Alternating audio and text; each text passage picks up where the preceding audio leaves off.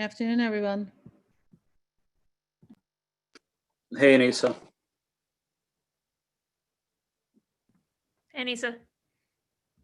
Hey, Kenzie. Hey, Ed.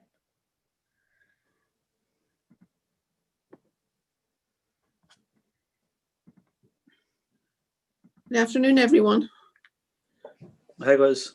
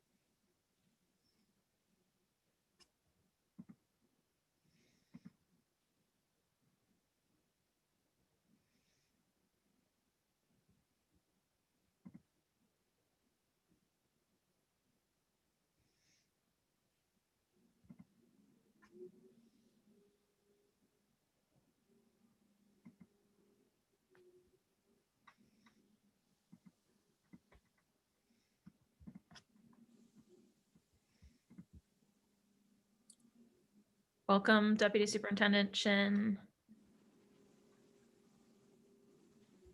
Thank you.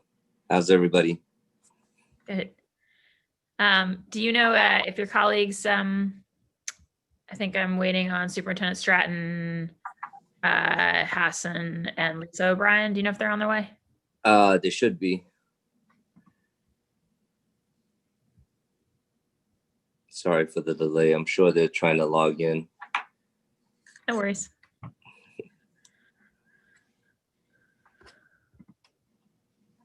Hey, Deputy. It's Ed Flynn. How you doing?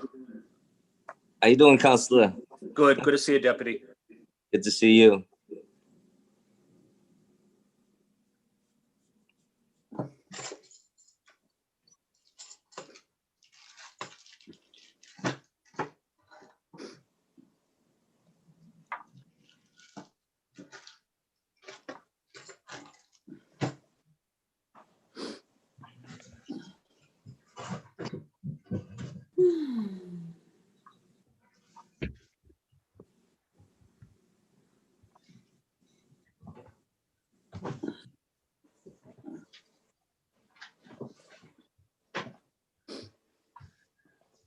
To everyone tuning in, we're just waiting on a couple more co-sponsors and a couple more folks from the department, and then we will get going.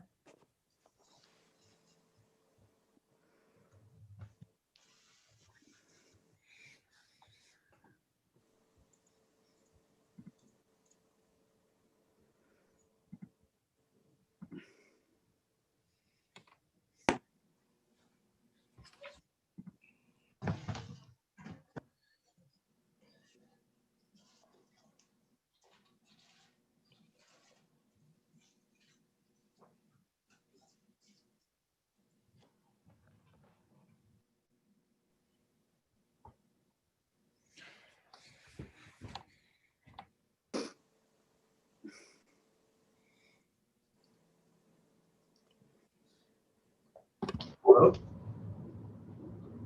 Hi, Superintendent Hassan. Yeah, sorry about that. Oh, no worries. And I see from the description you're also there with Lisa. Is that right? Yes, hi, Counselor. Hi. And is your guys' video working? We're having a We just had a little little technical difficulty here. That's why it took us so long to get on. Let us know if you need us to do anything. Let me see if we can, what's that? this side. Well, I know if our video is working, but I'm still trying a hard time connecting the video. Yep, we got it. All right, and we're still waiting on Superintendent Stratton, I think. No, he texted, he can't make it. Okay.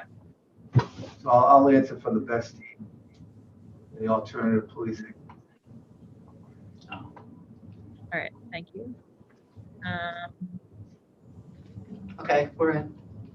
All right, well, in that case, I think just in consideration of time, well, I'm waiting on two co-sponsors, although they both promised they're going to be here imminently. So I might start gabbling us in with my necessary remarks to start. So, Harry, we're good to go? Definitely ready when you are. Okay, great. All right. All right, I'm calling this hearing of the Boston City Council's Ways and Means Committee to order. For the record, my name is Kenzie Bach. I'm the Boston City Councilor for District 8 and the chair of the Council's Committee on Ways and Means. This hearing is a public hearing being recorded and live streamed at boston.gov/city-council-tv. It will be rebroadcast on Xfinity Channel 8, RCN Channel 82, and Verizon Fios Channel 964. We'll be taking public testimony at the end of this hearing. If you wish to testify via video conference, please email shane.pack, that's SHANE .pack, P-A-C, at boston.gov to sign up. When you are called, please state your name, affiliation, and residence, and limit your comments to no more than 2 minutes to ensure that all comments can be heard. You can also submit written testimony by emailing us at ccc.wm, that's ccc and .wm for Ways and Means at boston.gov. Today's hearing is on dockets 0839 and 1039, both orders for hearings regarding the Boston Police Department overtime budget and oversight thereof. And we're joined here today by Superintendent James Hassan, Chief of the Bureau of Administration and Technology, by Lisa O'Brien, Deputy Director and Chief Financial Officer for the Bureau of Administration and Technology, and Deputy Superintendent James Chin from the Bureau of Community Engagement. The co-sponsors of docket 0839 are myself, Councillor Andrea Campbell, who chairs the Committee on Public Safety and Criminal Justice, and Councillor Matt O'Malley. And then we're also joined in co-sponsoring this hearing by Councillor Ricardo Arroyo, who's the sponsor of docket 1039. So I think what we're going to do right now is I want to move to brief comments from the sponsors and my colleagues who have joined us here today. And then we'll jump to the department. And then, this really is a working hearing. The objective here is to focus on how we achieve through oversight and through the department's protocols, the significant reduction in the police overtime budget that was budgeted in the FY21 year. And so we're gonna jump right into that. I just want to acknowledge colleagues who are here. I have to pull up my list in order. So in addition to my co-sponsors, Councillors Campbell, O'Malley, and Arroyo, we're also joined here today by Councillor Liz Braden of District 9, Councillor Ed Flynn of District 2, Councillor Julia Mejia at large, Councillor Asabi George at large, Councillor Michael O'Flaherty at large, and I think that so far is our group. So yeah, I'll just briefly say that, as folks know, it was a major initiative of the Boston City Council and the administration to pass a budget this year that included a $12 million reduction in police overtime from the budgeted amount for FY20 of $60 million to a budgeted amount of $48 million. I should just note at the start that the actual overtime budget for FY20 came in at $72.5 million. Which means that when we talk about hitting that budget target of 48 million, we're actually talking about a $24.5 million reduction. So we're talking about something that looks more like a 1/3 reduction in practice than the 20% budgeted. So, this is a serious thing. And I think from the council's perspective, something that reflects a real call amidst the public to scrutinize how we're using public dollars on this front, and really think about the highest and best use for each one of them. That's the spirit in which in July we called for these quarterly hearings to really scrutinize the department's plans and how we're doing, and sort of keep checking in quarter by quarter on how we're doing to meet those targets. And Councilor Arroyo filed a hearing in council in October, focused in particular on the related issue of court overtime oversight, and sort of some concerns about oversight and protocols there that arose from the data he received from the department in the summer. So I want to now turn this over to my co-sponsor and the Chair of Public Safety and Criminal Justice, Councilor Andrea Campbell, for some opening remarks. Thank you, Councilor Bach, for the continued partnership here. And thank you to folks from the administration also for joining us. I'll be brief because we obviously want to jump right in. You know, this continues to be an issue in terms of not just focusing on how we're going to actualize the commitment the administration made with respect to the overtime reduction, which now, of course, it's higher than the 12 million, as you just beautifully articulated, that it's close to 25 million. In the last hearing, we got a lot of ideas and thoughts, but not necessarily enough specifics as to how we're going to actually make that happen. So I would, going to continue questions related to that. But since that last hearing, there have been concerns raised by many with respect to the accuracy of overtime records, also with respect to court overtime in particular. And so happy to have Councilor Arroyo, of course, join in this conversation specifically on those issues. There also has been some documents released by, the Woke Windows Project, as well as other advocates who've been paying close attention to this. So I think those additional layers are equally important, and just continue to remind us how important these conversations are to be having consistently, because I think it's been made abundantly clear that there are some major concerns, and the question is, how are we going to be more transparent, and then when something doesn't add up, be held accountable. And so looking forward to continuing. I can't hear a word you're saying. 1 second. Excuse me, Superintendent Hassan, I'm just going to mute you while my colleague finishes. Superintendent, did you say you can't hear us? I think he said he can't hear us, Councilor Bob. I believe he said he could hear me. We could not hear Councilor Campbell. It was very broken up. Oh, Am I broken up for you, Councilor Bob? you are not broken up for me. Yeah. So it may be an issue with your guys' connection. With us? Yeah. Yeah, because I think everyone else can hear Councilor Campbell just fine. So Can you hear me now, Yeah. Superintendent Lisa? are you hearing us all now? I hear you. Yeah. Yeah, you're fine. It was when Councilor Campbell got on, it was all broken up and very slow, like it was almost like in slow motion, Okay. if that makes sense. Oh, there you are. There you are. Well, perfect. So I'll just say it real quick. We're continuing the conversation with respect to not only actualizing the commitment from the administration with respect to overtime, which is not just 12 million, it's now looking at close to 25 million.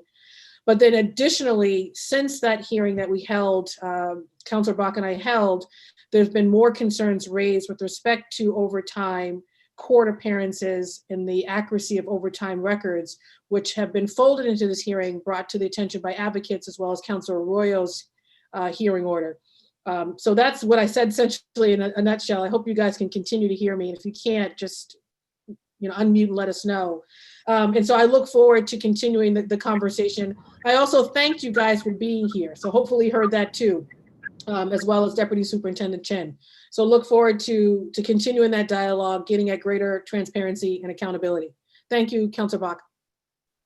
Thank you, Councilor Campbell. I'm next going to go to the third co-sponsor on docket 0839, Councilor Matt O'Malley. Thank you very much, Chair Bach. Thank you, Chair Campbell, both for your partnership in this.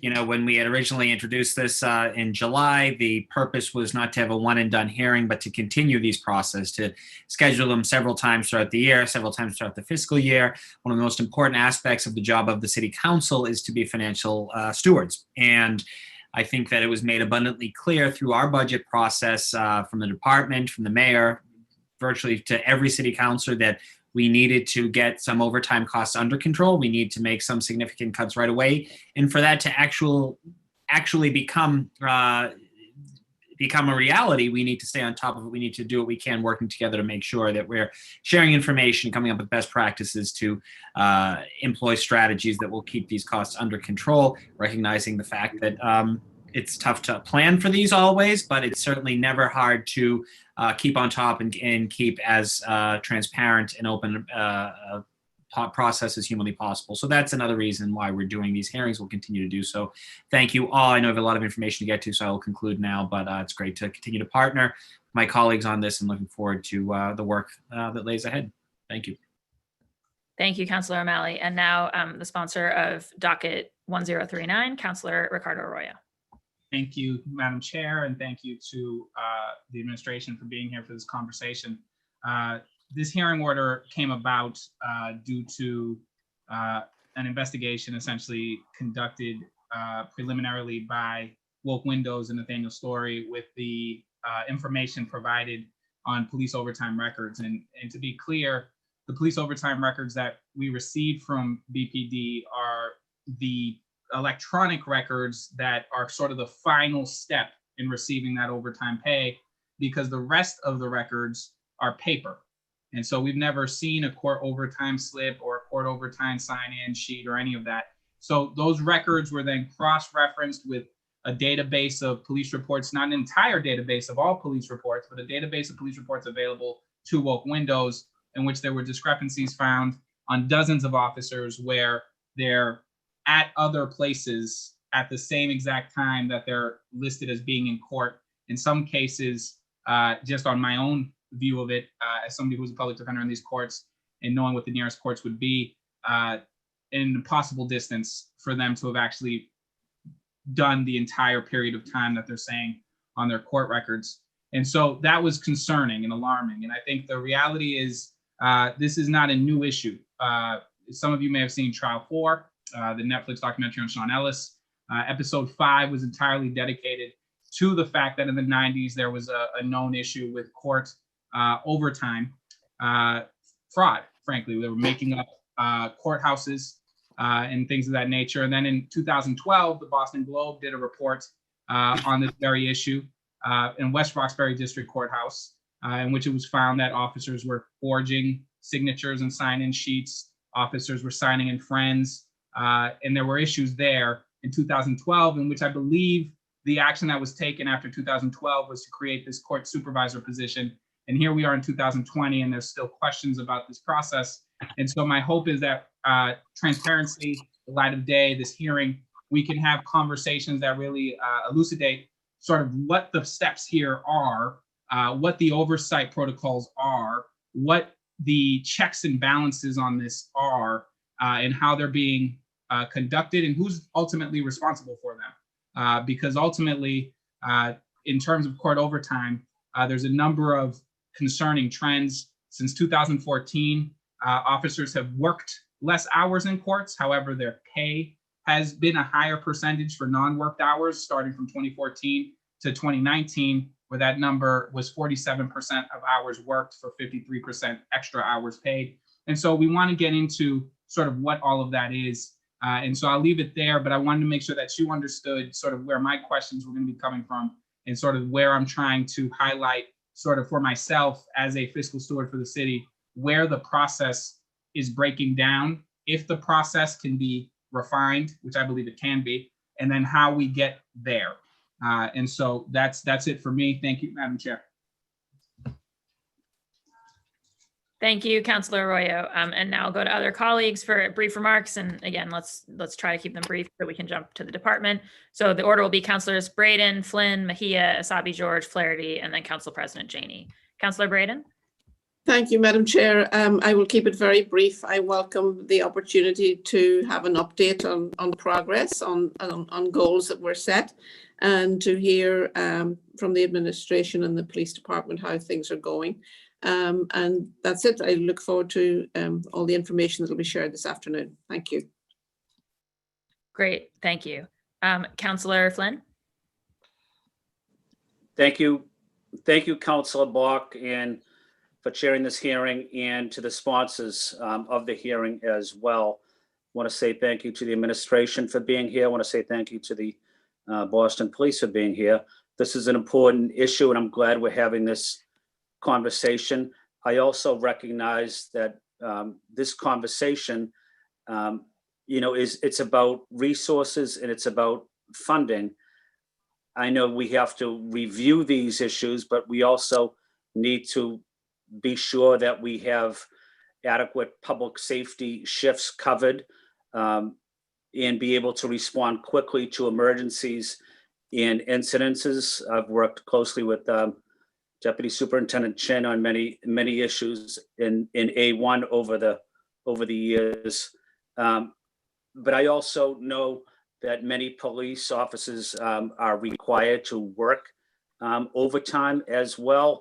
And because of that, I would like to probably advocate that we need to significantly ask the question, how many more police officers do we need to hire in the city? I don't know if that's 300 or it's 400, but I think we have to have a serious conversation about when we have these retirements, a lot of police retiring, and when we have forced overtime, we have to look at hiring more police officers. Again, want to say thank you to the sponsors, Councilor Bach, and to the police officers that are here with us today. Thank you. Thank you, Councillor Flynn. Councillor Mejia? Yes, can you hear me? Yes. Okay, I'm having internet issues, so just want to make sure. So good afternoon, everyone. Just wanted to thank the chair and to the sponsors for calling this hearing. I'm really excited to be here because I know we would not be having this conversation if it wouldn't have been for the community activists who have been pushing us to do something about police overtime. This has been something of an issue since even before we got into office, and seeing the slow drip, drip, drip change has been frustrating. When it comes to police overtime, we already know what we know. And the data that we receive from the BPD and the ACLU today only confirms what we already knew, that police overtime spending is wasteful and oftentimes lacks transparency. The question is, what are we going to do about it? Many of the community advocates who have participated in these discussions have proposed innovative and creative solutions to this problem. We have an obligation to listen to them and to lead with their solutions. I look forward to this conversation, but more importantly, I look forward to what happens after the conversation. And I also just want to note that while this may be an uncomfortable conversation to have, it is one that is timely, and in hoping that those who are participating see this more as a calling in, not just calling out. And that if we're really serious about moving the needle and figuring out how we're going to work in the city, that we need to find new ways to work with things when they're a little bit uncomfortable. So looking forward to joining you all on this journey. Thank you so much. Thank you, Councillor Mejia. Councillor Asabi George? Thank you, Madam Chair, and thank you to the makers for bringing us together today and for this continued conversation, because I think as we keep this conversation continuing and open and the dialogue positive and collaborative, that we can actually do a few things that are important for us to do and be critical about the conversation that we're having today. So I appreciate the opportunity to be a part of the continued conversation. Look forward to it this afternoon, and appreciate everyone's attendance and attention to the finer details. Thank you, Madam Chair. Thank you, Councillor Asabi George. Councillor Flaherty? Thank you, Madam Chair. Thank you to the administration and to the Boston Police Department officials that are on here. And for me, obviously, to echo comments of some of my colleagues, in particular, Councilor O'Malley, in terms of our fiduciary responsibility. We learned the other day from the budget director that as of right now, due to COVID, we're about $50 million behind budget. So very problematic, obviously, as we move forward and start to talk about sort of a post-COVID world here for Boston, and making sure that the level of basic services that residents and taxpayers have come to expect is maintained. So that's obviously, it's incumbent upon all of us, not just the Boston Police Department, but every department, including the Boston City Council, to identify ways where we could be more efficient and identify cost savings if possible. So it's two questions really, kind of for me, in terms of a divided question. We have couple issues before us. One is, how do we continue to maintain the level of police services and to deal with the close to, I think, over 700,000 calls, 911 calls that come in, along with quality of life issues, the violence, the fireworks, the quality of life, the parties, et cetera, and make sure the staffing levels are sufficient, and also adjust to overtime needs based on that, as well as other things that pop up. And then there's the other issue is in terms of sort of the 1 for 4,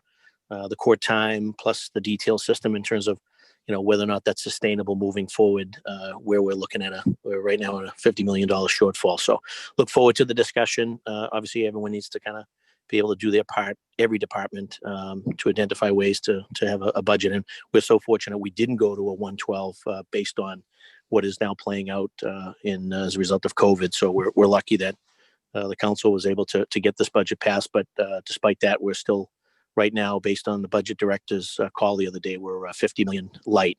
So the police and everyone is going to sort of have to find a way to do more with less moving forward. So look forward to the hearing and appreciate the opportunity to speak, Madam Chair. Thank you, Councillor Flaherty. And finally, Council President Janey. Can you hear me okay? Yeah, it's a little soft, but Okay. no, now you just went mute.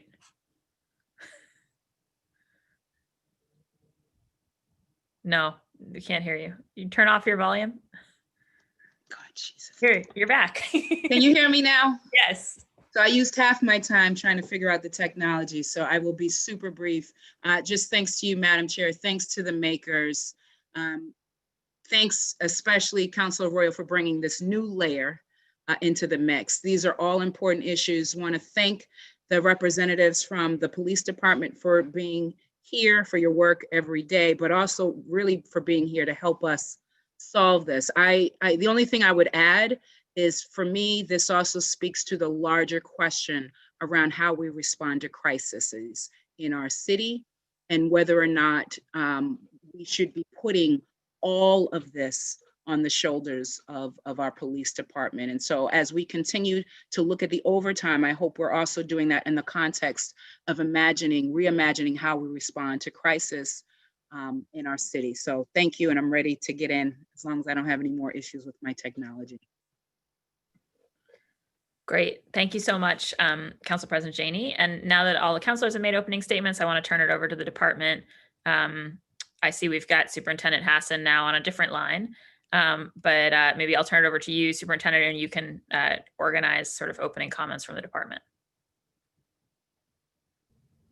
You're muted at the moment, Superintendent. Did you mute me? No, no, we can hear you. No, I'm just here to answer your questions. We're happy to be here. I hope we can bring some light to some of these questions with some of our answers, and we'll do the best of our ability to provide the answers to some of your questions. On behalf of the Commissioner and Lisa and Chief Long and Mayor Walsh, happy to be here. Great, thank you. And I want to say for those watching at home, the council did send an information request to the department looking for data both about sort of Q1, which is the July 1st to September 30th window of the city budget, the first quarter, and also just with some follow-ups on things that had come up at our hearing on this matter in July. So we do have some substantial info from the department that I'll start out questions based on what the department provided us with. And as Councilor Arroyo alluded to, there's also some outside advocacy reports from the ACLU, Progressive Mass, and also focus on the court overtime issue, and also some recent work from Families for Justice's Healing on the detail issue. But Superintendent and BPD team, I'll just start off with my questions. I'll set a little timer on myself so that I don't go too long. So what the department submitted says that compared to last year, you've achieved this 14.6% reduction in the overtime hours year on year, which obviously, is substantial. And it would put us on pace to save $10.5 million for the year, I think. But obviously, I mean, the initial commitment was a $12 million reduction, but as I mentioned in my opening comments, to actually hit the budget because of how far over we were back last year, it's really a 24.5 million reduction, and we're obviously not on track to hit that right now. So I guess what the department pointed to in its materials it provided to the council was that court overtime is way down. I'd love to understand how much of that is due to the fact that much court business has been reduced, and that you've also held down some of the other categories, but that replacement costs are proving pretty much the same. And I guess I would like you to expand a bit more on what our challenge is with reducing replacement overtime, because I think from the perspective of the council and the public, what's very mysterious about it is that, I mean, we understand it to be about replacing people in order to achieve minimum staffing standards. But then when I asked for kind of, well, what are our minimum staffing standards across all departments, what we've gotten is just the feedback from you all that that's something that you determine kind of, week by week, month by month. And I guess it's hard to understand how we know what the department is taking as being full staffing, and that's therefore necessitating those replacement costs across the board if there's no objective standard that you can share with the council or the public. So that's probably the first puzzle that I'm really trying to understand here. Okay, so the again, the way they determine the minimum level is the the amount of crime, the population, the number of 911 calls, as Councilor Flaherty referenced, 700,000, and also the response times to these incidents.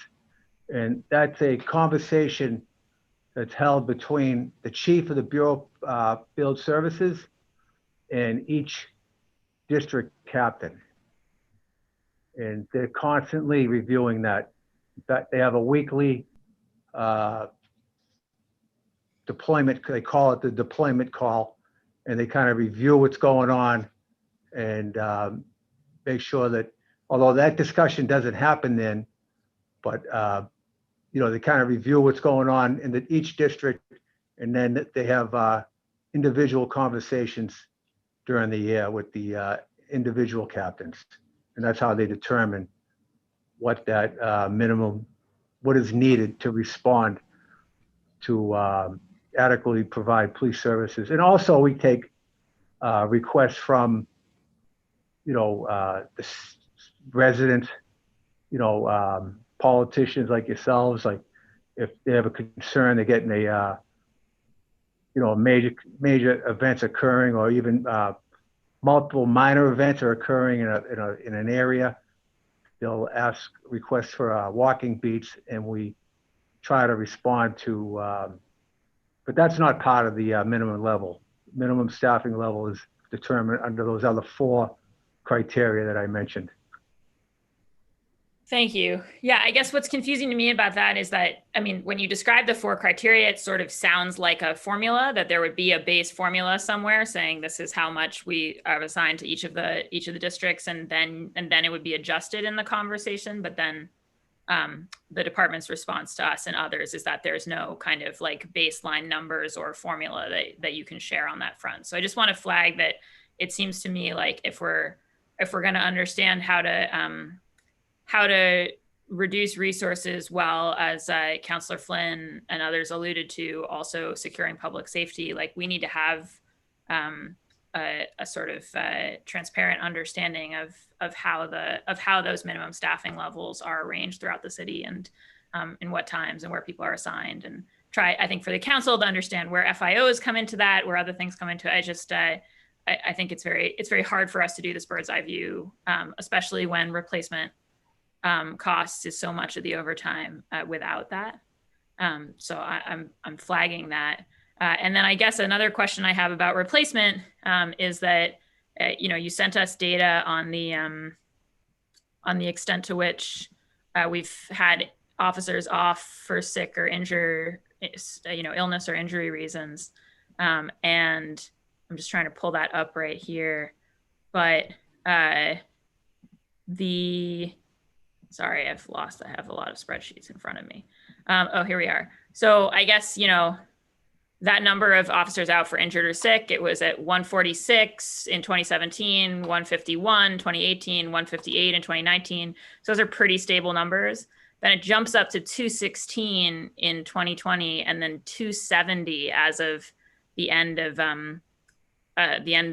September. So that's, 110 more than in 2019. And obviously that was already a significant climb to the 216 in 2020. So it can't just be it can't be COVID alone. So I just was wondering if you could speak to those injured and sick numbers and what's driven the huge uptick, because that seems like a significant source of our overtime costs.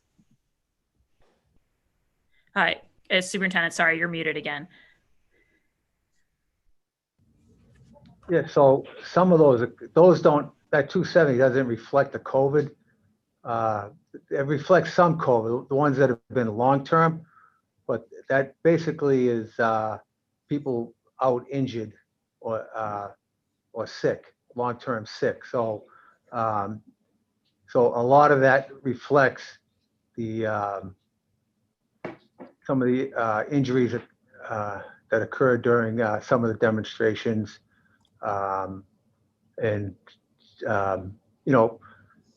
Basically, that's what it's about, So between the COVID and the people that got injured, so it's a significant amount. So I guess we're working towards reducing that. So yeah, I guess what I'm trying to understand is it was already up 60 between Jan of 2019 and Jan of 2020 before COVID, after having sat pretty stable. So that seems like a pretty huge spike pre-COVID, pre-demonstrations, everything. And trying to understand if the department has any idea about why that is. I don't know at this point. Okay, and then I want to I've got a bunch of questions, but I know I'm going to just need a second round on this. I guess one other question I have is just if you or Ms. O'Brien or the deputy superintendent, if anybody could just speak to, obviously this 14.6% reduction doesn't hit the budget target. As Councillor Flaherty alluded to, citywide, we're at least $50 million in the red for the year. It seems like to achieve further savings beyond being on pace here, you would need to make some structural changes of some kind. And I'm just curious what, if anything, the department is contemplating on that front. So I do have the latest. So that was as of September 25th. So as of October 16th, we're actually at 17.9%, which is, small increments compared to the numbers that you're talking. So we had a pretty comprehensive plan to reduce that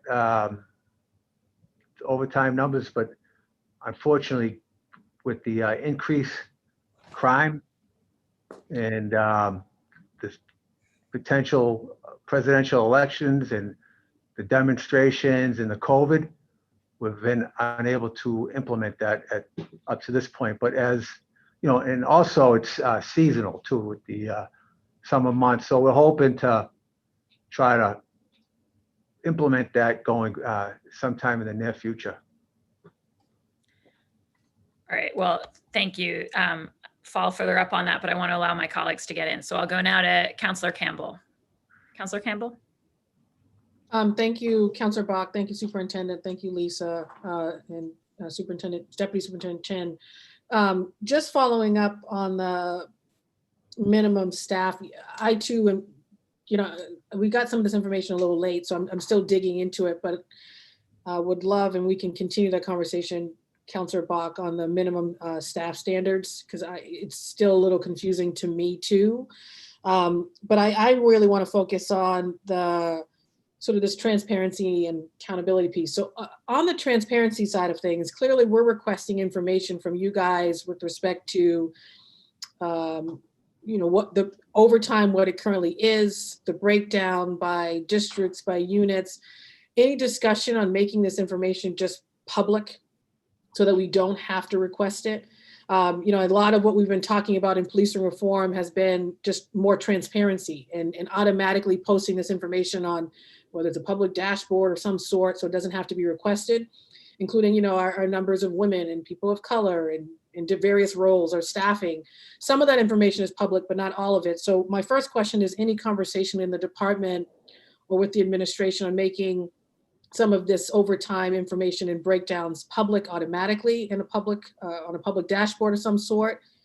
My second question, and I'll ask them all at once because I know time is probably going to run out, is on the, I guess it's 17.9% reduction thus far, sort of how was that achieved?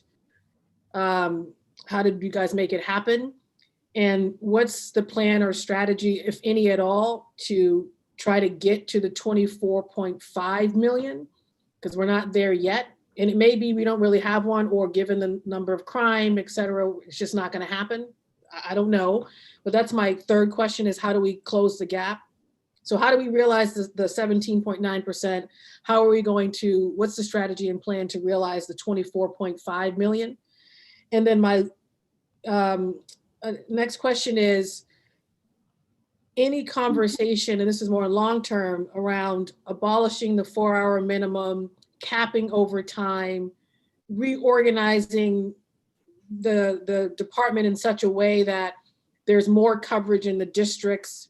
Maybe it's doing away with some of the specialized units. I mean, this came up in the previous hearing, but these bigger conversations on reorganization, capping overtime, and abolishing the 4-hour minimum. Curious if there's been any further discussion or decisions with respect to those things.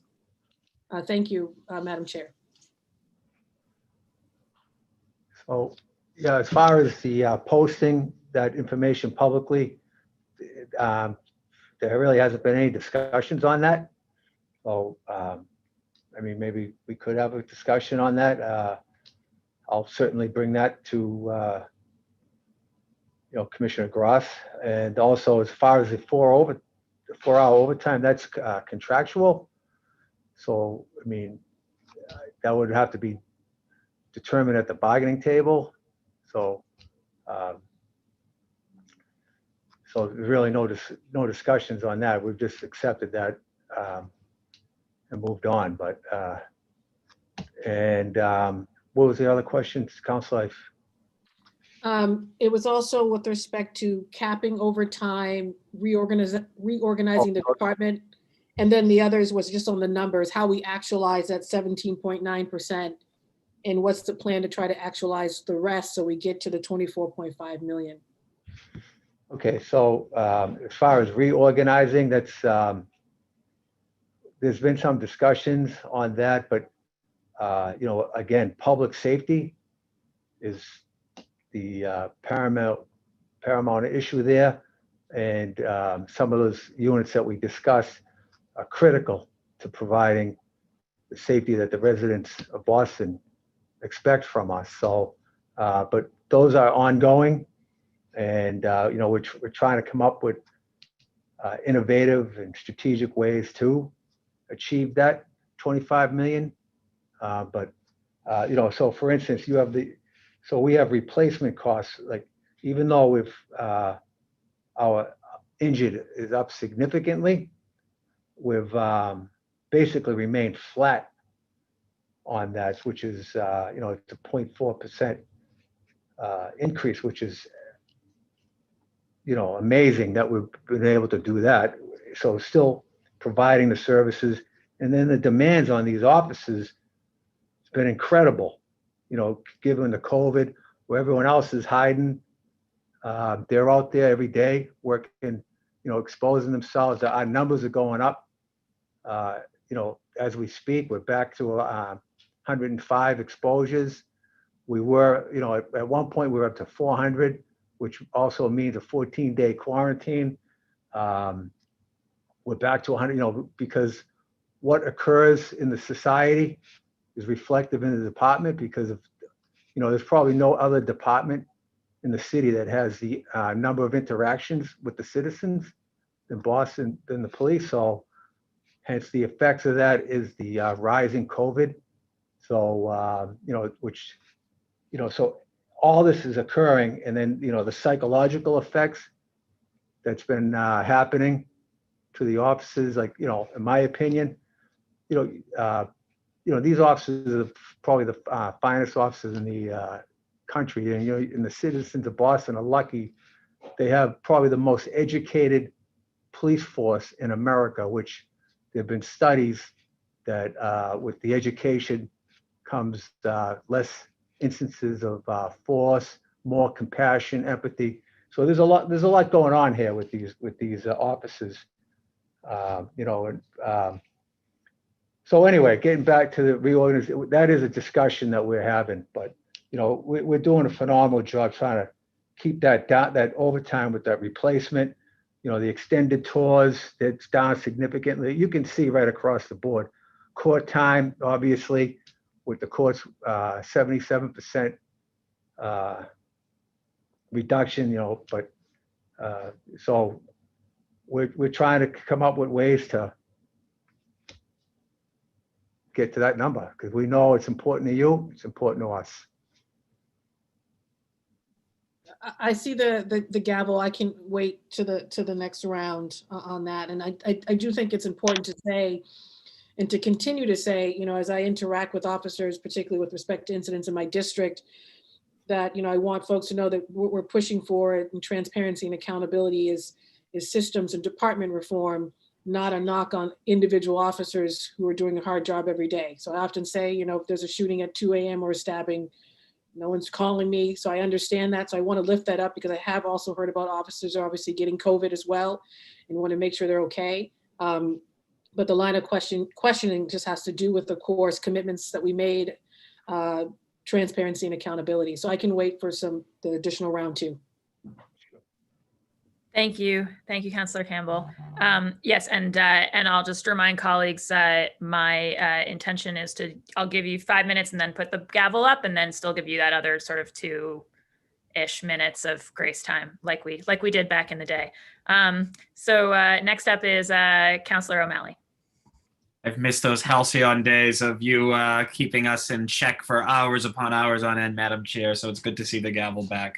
Thank you, Soup, Deputy Soup, Ms. O'Brien. Soup, particularly thank you for our great working relationship when you were at E5 for many, many years. So appreciate you, your leadership in this role. And that's good news. I don't want that to get lost. The 14.6% reduction thus far is good news. And I think we all agree that we have more work to do, but did want to acknowledge that.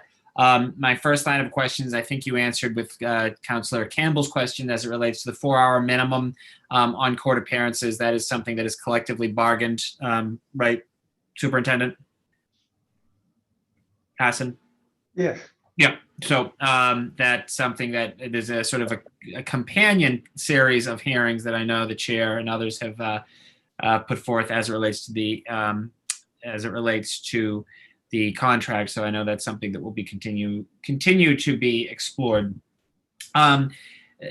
Superintendent, we had talked at the last hearing on this, and I wanted to sort of revisit about the shift length experiment. This is something that several other departments have done, including Everett, Massachusetts, Detroit, Michigan, Arlington, Texas, which goes from the 5 8-hour shifts to 4 10-hour shifts.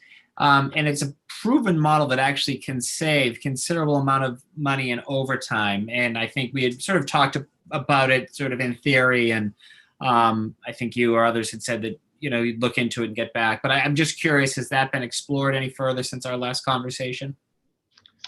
Again, Councilor, that's also collectively bargained.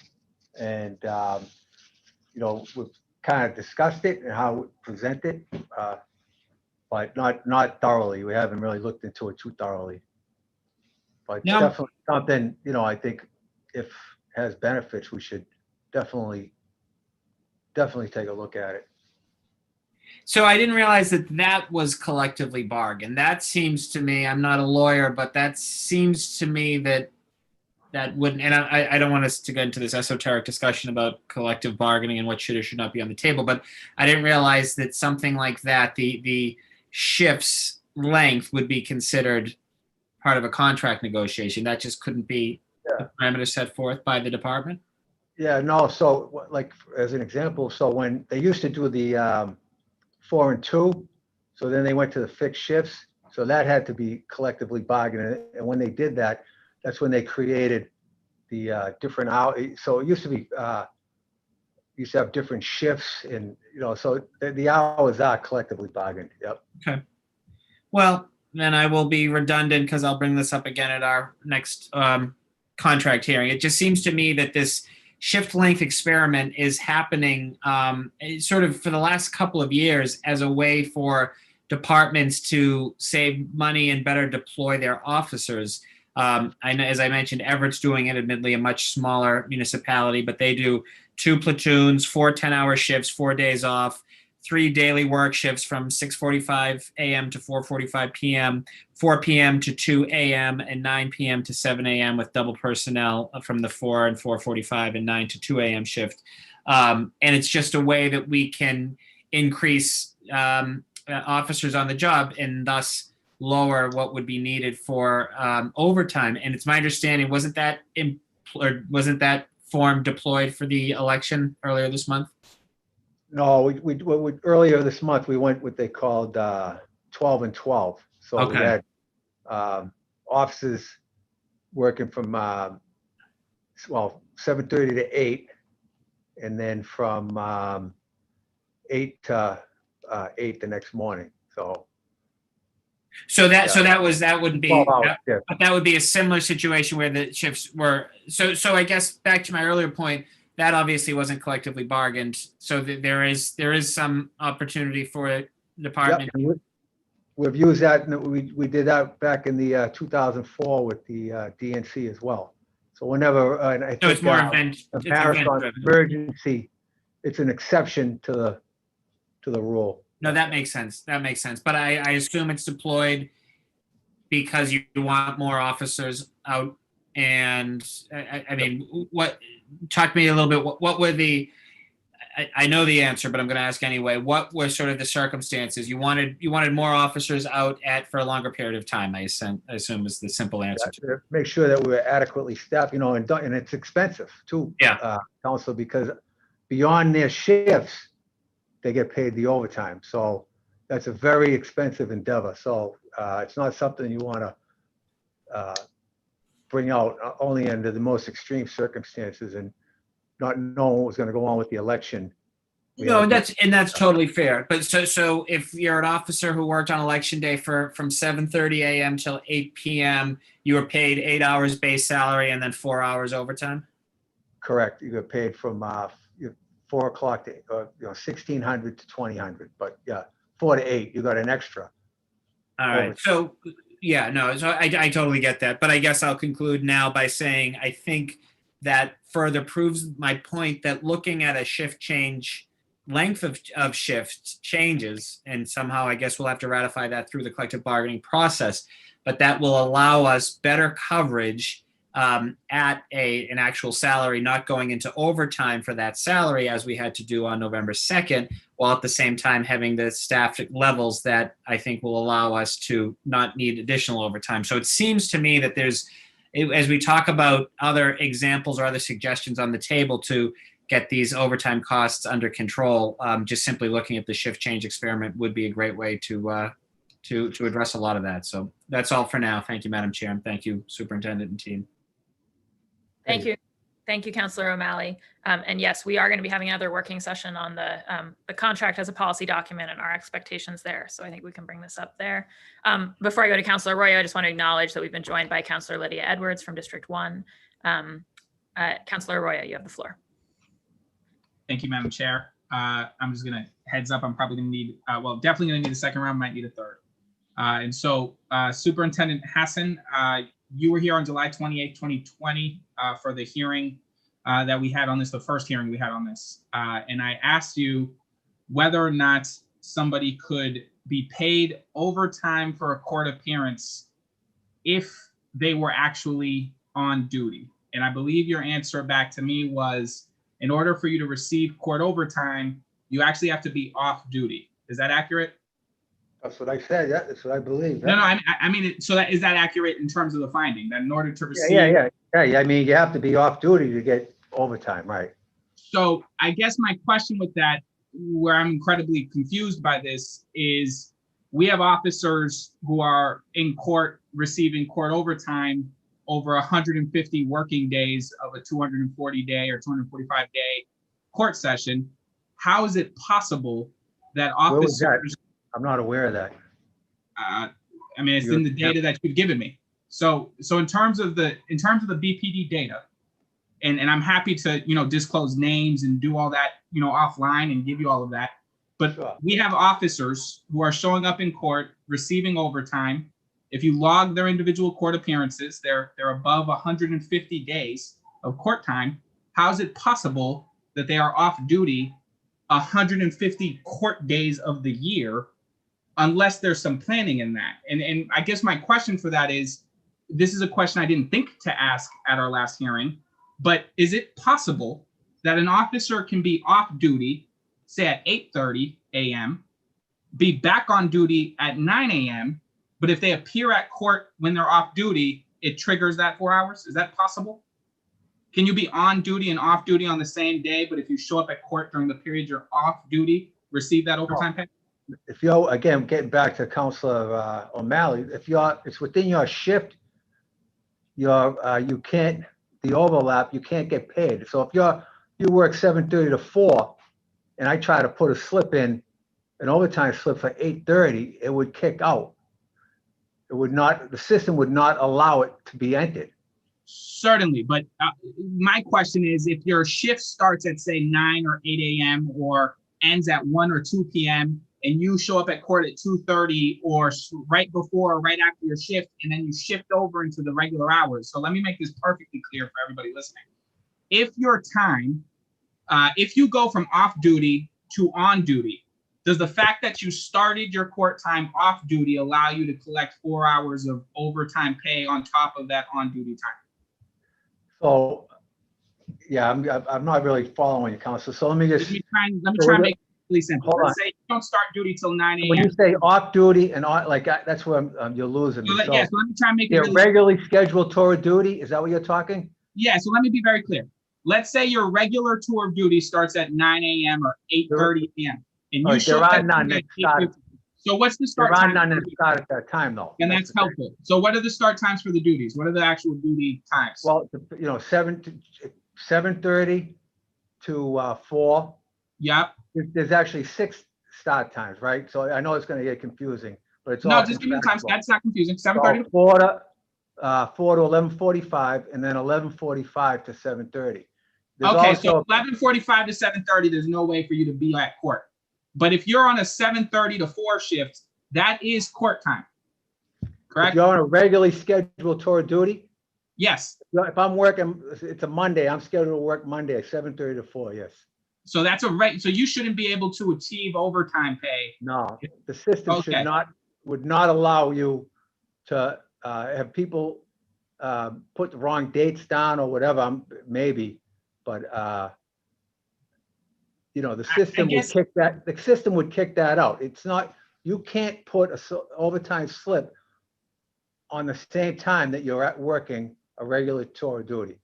Unless, could I chime in here, Super? Yeah, please. Unless they're on a day off or they're on vacation, because they normally would work a 7:30 to 4 shift, but if they're on a day off because they rotate on days off during the week, so if they're on a day off and they appear for court, they can sign into court on their day off for the court time, even though it's their normal shift hours. But if they're on day off, they can attend court.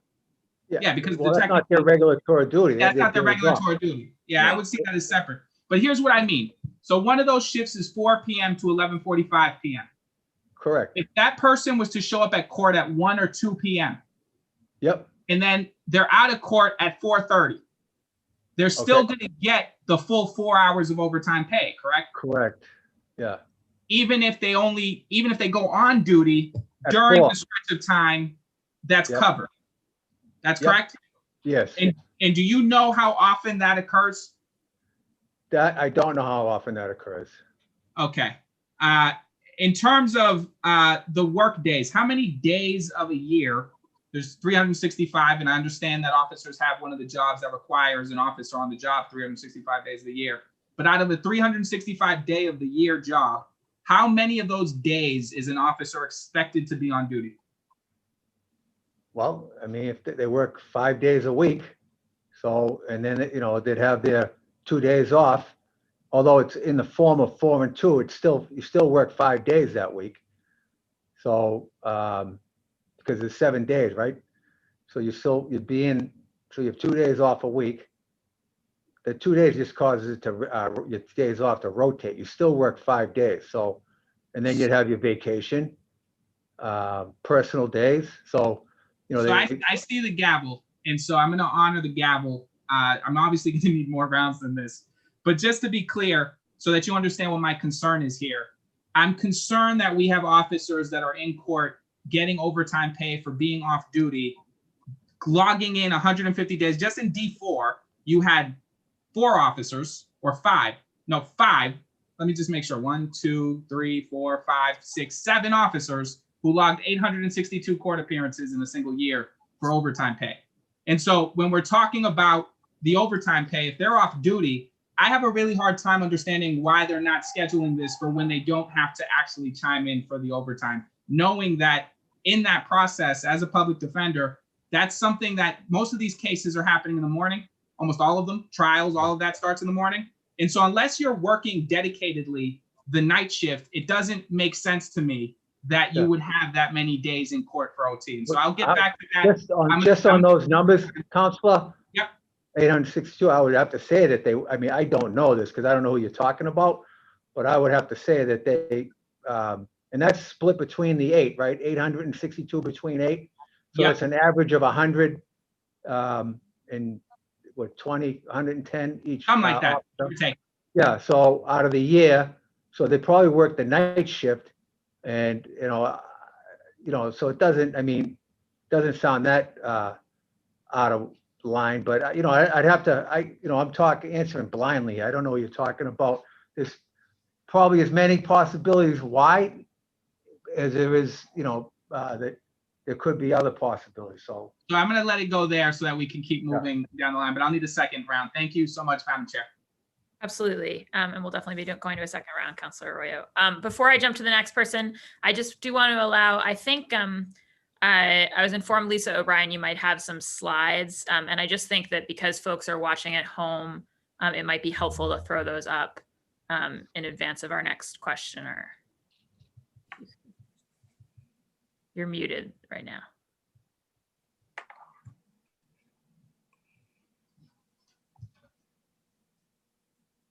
Sorry, Lisa, you're still muted.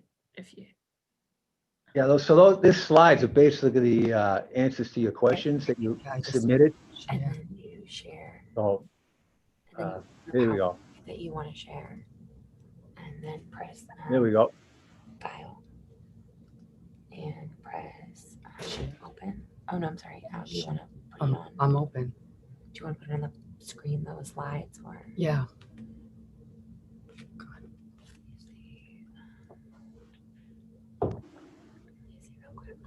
I know I couldn't find presentation. Presentation, which is where? It's new presentation. Share. Can you let them know that we can hear her? Yeah, just in case, we don't want another hot mic moment up in here. Bach, you better let them know. Right now, they just sound like all of us trying to find slideshow presentation. It's a universal experience.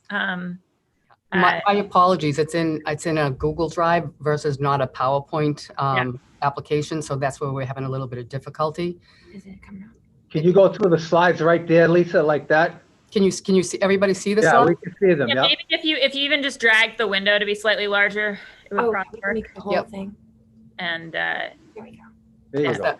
Perfect. I think that's certainly enough for me to read. Can others read that? Yeah. Yep. Go ahead. So Super, do you want to go through them? Do you want us to comment as they go through? These are answers to your questions, Counselor. So, if you want to.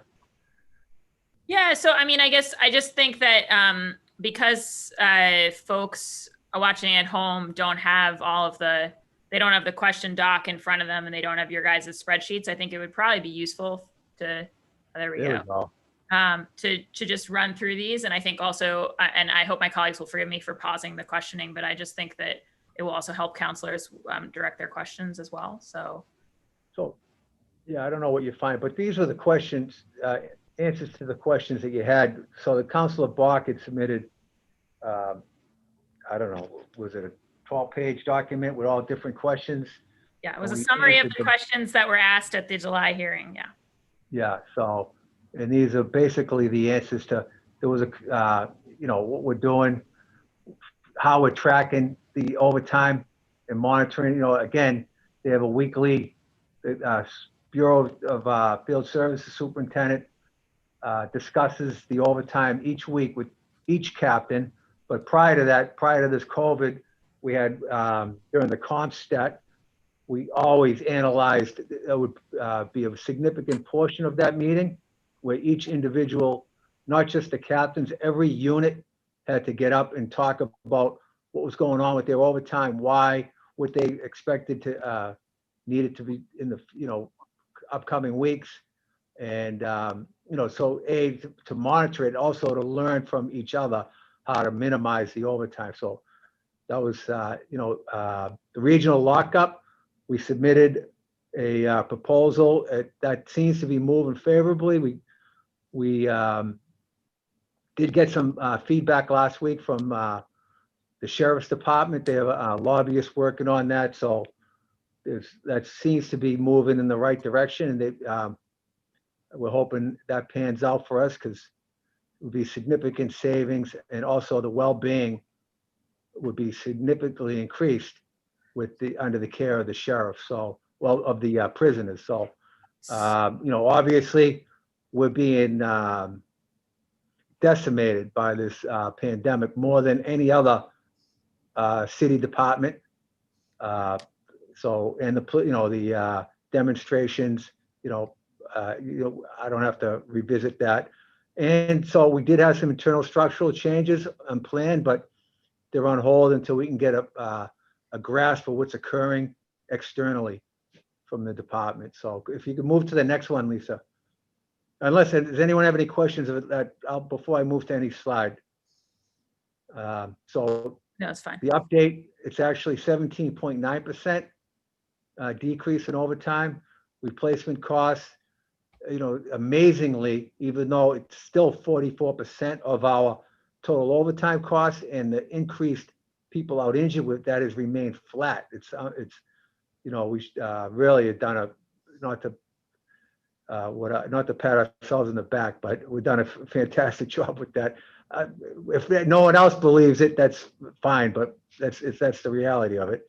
The events, special events in court, down, extended tours, down. We continue to, our main goal is public safety and officer safety. So that's where we have to draw the line right there. We understand, all about budget reductions, and believe me, because we see what's going on. We're not insulated from society's concerns, but public safety. And as you'll know, I mean, I have the crime stats up year to date. So we're actually, even though we're down 4% for the year, but in the some of the violent crimes, we're up significantly. So we really have to worry about people's safety. So, and that's our goal. That's what we really care about. But go ahead, Lisa, if you don't mind. That was a question that I think one of the counselors asked: how many hours ordered, how many not ordered. You can see that, again, the officers are under a lot of strain. That people think that, they're jumping on the overtime. Like we all have families too, and personal lives that we want to try to enjoy and live. But here, they get ordered an awful amount, especially since May 31st. So then the hours worked significant. There are some hours that. Superintendent, can I break in just to say, I think on the spreadsheet you sent, those numbers were reversed in their labeling. Like, I think it says the higher number was labeled not ordered and the lower number ordered. So I just love the clarification about which is right, that would the spreadsheet or the slide. Sorry about that. That's, yep, that. Yeah. Sorry, That would- which one is correct? Well, I would say that you're right, Counselor.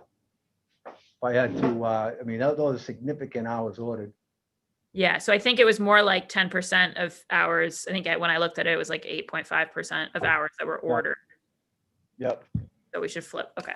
Yeah, Just I wanna- actually have, hold on, let me, I'll tell you, I have that information right here. So. Super, that is correct. It should be flipped. Yeah, yep. Okay, sorry about that, Counselor.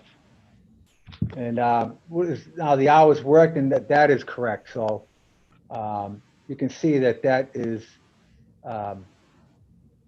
you know, although there are some 4-hour, because again, the court time is significantly reduced. So those hours paid, not worked, that's where a lot of that occurs in that setting, because they'll get the 4 hours. And it's you know, the officers, it's more than, like they say, oh, you're only there 20 minutes. No, it's taken, you know, not that I want to justify the full 4 hours, but, you know, it takes traffic, get dressed, you got to take time out of your family's time, get a drive to whichever court, probably downtown, which is an hour ride from wherever, Dorchester, West Roxbury, Brighton.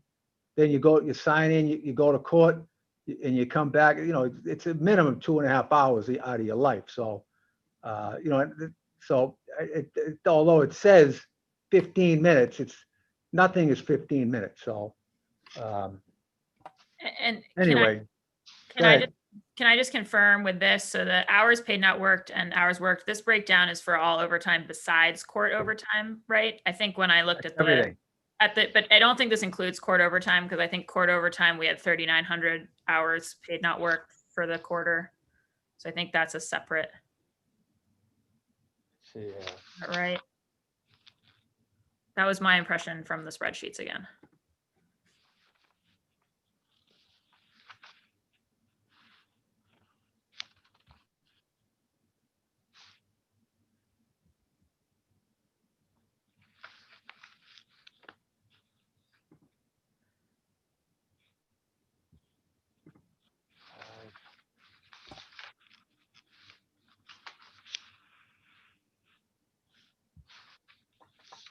no, I don't. Let's see here.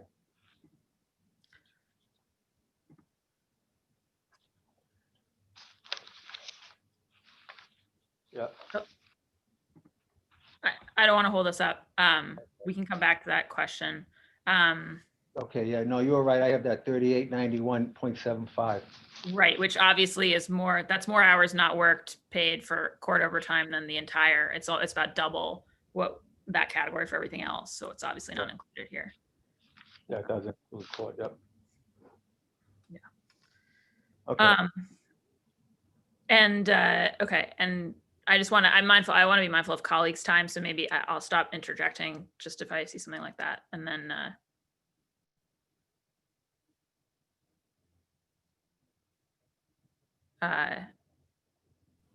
if you guys want to go on speaking, yes, go ahead, Super. Oh, I thought you wanted to give your people some time. All right, so then the retirement, I mean, it's held pretty, so we figured that coming up would be 156, because we were averaging last year 66, and then this January we have we're averaging, you know, minus January last year, about 6 per month. So we utilize that figure, and with 72 coming up in this January, so that's how we came up with that number, and plus the 18 mandatory. So that's, you know, 156 that are going to be going and coming up. And we do have a recruit class in there, 110. We're hoping to get 100 out of there, which we want the next class to start soon. I think April or May, as soon as we can, which would be another class of 70, with the expectation that we'd probably lose 10. So we'd have a net of about 160.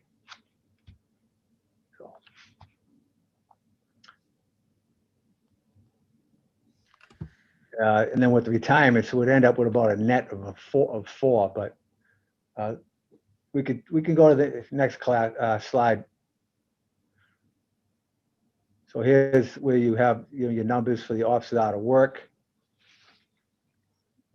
We've already kind of reviewed that to your question, question. So if you have further questions, if not, we can move on. Yeah, let's keep moving. Yeah. Okay, the pay detail. So we did have superintendent. So, we did implement a new position here under the auspices of the commissioner by Superintendent Marcus Eddings. And his function is to monitor the pay detail system and the court system for, make sure that things are going up to par, and that any issues arising out of, overtime issues and just all the negative stereotypes of each system. So he's trying to work that out, but that's one managerial goal that we put in to have him do that. So, and you can see the cost of the pay detail system. Can that slide go up, Lisa? I can't see the how many filled and unfilled, but This is a separate slide. So this was just saying what the cost is to run the detail system, and the makeup of the personnel makeup. So the next slide speaks to what receivables we currently have related to paid details. I just want to point out that paid details is basically we're reimbursed by the vendors themselves. So this is not out of our operating budget. It's purely, dollar for dollar. We get reimbursed plus a 10% admin fee on top of that as well, which goes into the general fund.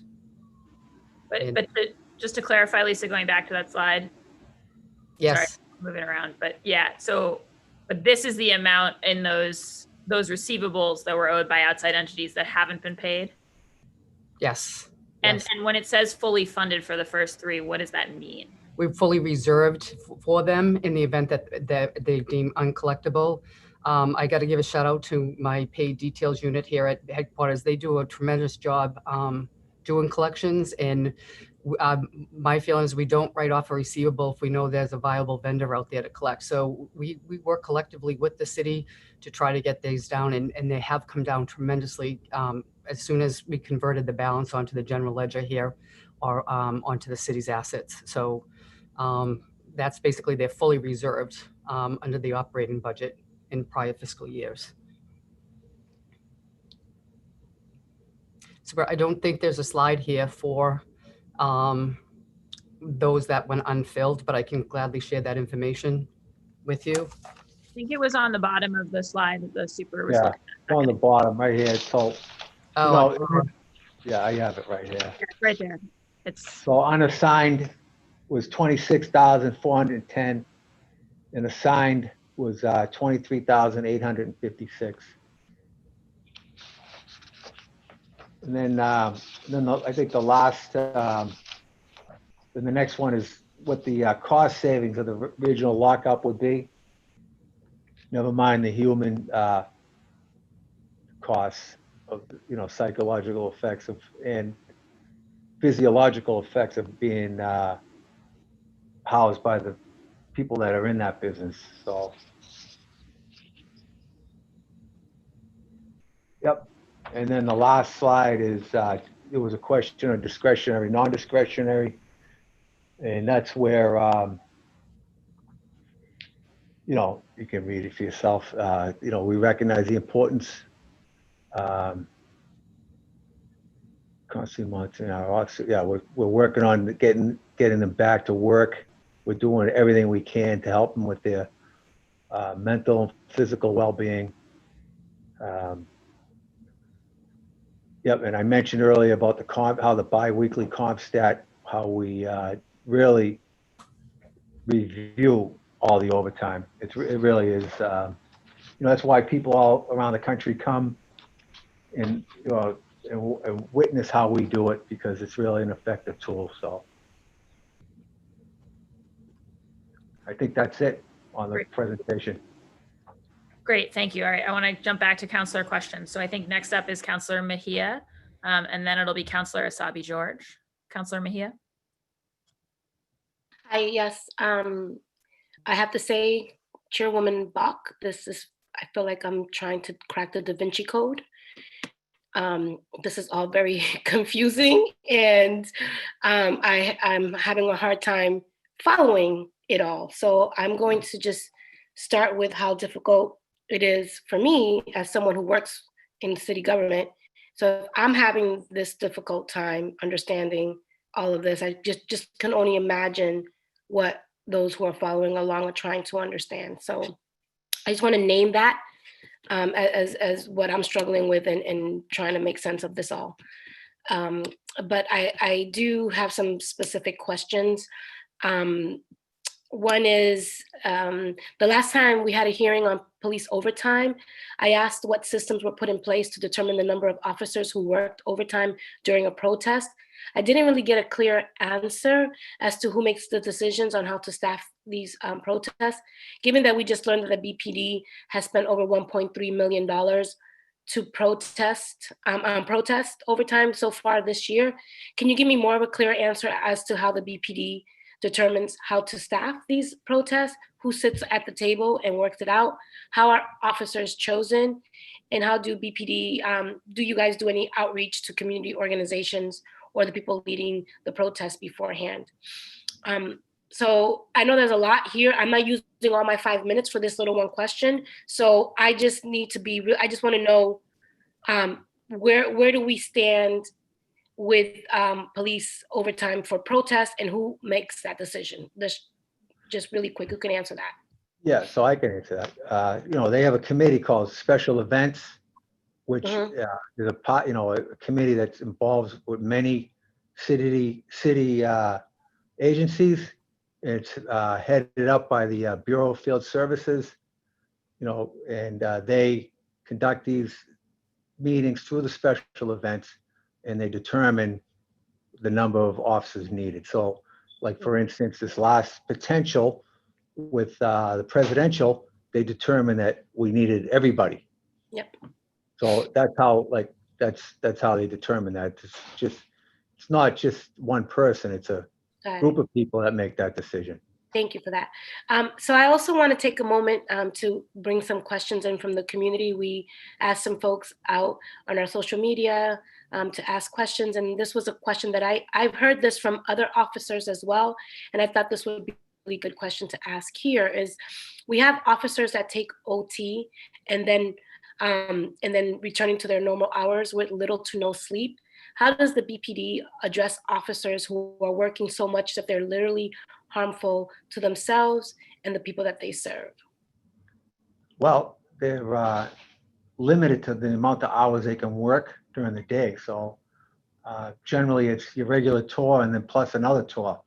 If you get beyond 17 hours, then you're sent home. I mean, there are the rare occasions when there's just no one else available and it has to be maintained, then they'd be an order expected to, like I said, those very, very rare occasions. But and then they're also limited to the number of hours per month. So they have a number of hours per day and number of hours per month. But again, these officers, like you said, Counselor, they're under immense stress, trying to live a life and provide the services that the city demands. So, yeah,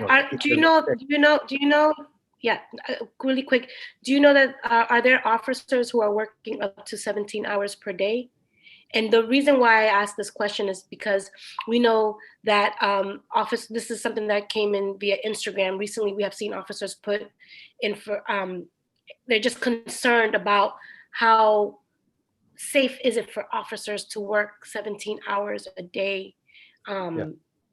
It's just not sustainable. So I'm curious. No, there are many officers that work that, yes. I don't have the exact number, but to answer your question, yes, many, especially during times of potential issues that could, that people are going to be needed. So, yep, there's a lot of people that do that. Some willingly, and some, as we know, 22,000 hours not willingly. So. Yeah, and so I'm trying to see this from all sides. I don't believe that every officer who earns overtime is doing so to con the system or stuff their little piggy banks, you know? It's expensive to live in Boston, and some officers are probably putting themselves in dangerous situations just because they're trying to earn enough money to get a house or keep their family here in Boston. But we really have to start looking at the system, because the system is not just hurting taxpayers, it's also hurting officers. And I think that working 17 hours a day is unhealthy and irresponsible, if you ask me, in terms of putting the safety of others in jeopardy. And then, so this question came from Instagram. Recently, we have seen some police officers put on leave for overtime violations. However, some of these officers have previously been placed on leave for earlier overtime/payroll violations. How many times does an officer need to violate the rules before they are fired? I don't know the answer to that question. I mean, without specifics other than, officers, I don't know. But, they do have collective bargaining rights, and they also have, civil service protections. So, and then employee protection. So, I mean, I can't really answer that because, the significance of the violation is more relevant than, like they say, they violated the 90-hour rule. Is that, something like that? That's really a minor, because 90 hours, they can only work 90 hours in a month. So if they go over 92, that's not really a significant infraction. So should they be fired? I don't know. I don't think so. But so unless I had more information, I can't really answer your question. Yep. Yeah, so I'm going to just plant the seed, because I see that gavel and I hate to be gavelled on. So I just wanted to quickly just say that when we come back, I'm curious to know, in regards to the organizations that sit at this table in terms of protests. I want to know, like, the names of the groups that you mentioned, the titles, who are these folks? So maybe I can get answers to more specifics in terms of those folks who are at the table in terms of protests when it's my next round. Thank you so much. But I'm not, just to answer, I don't attend those meetings, so I'm not exactly sure who does show up there. So is there a way for us to, Lisa, and I'd like to hear more from Lisa too. I think that Lisa seems to be the keeper of a lot of data. So my next round questions, Lisa, you need to get a little bit of love, okay? So as much as I appreciate the superintendent, I need to hear from Lisa too. So next round, Lisa, it'll be all about you. So get ready, okay?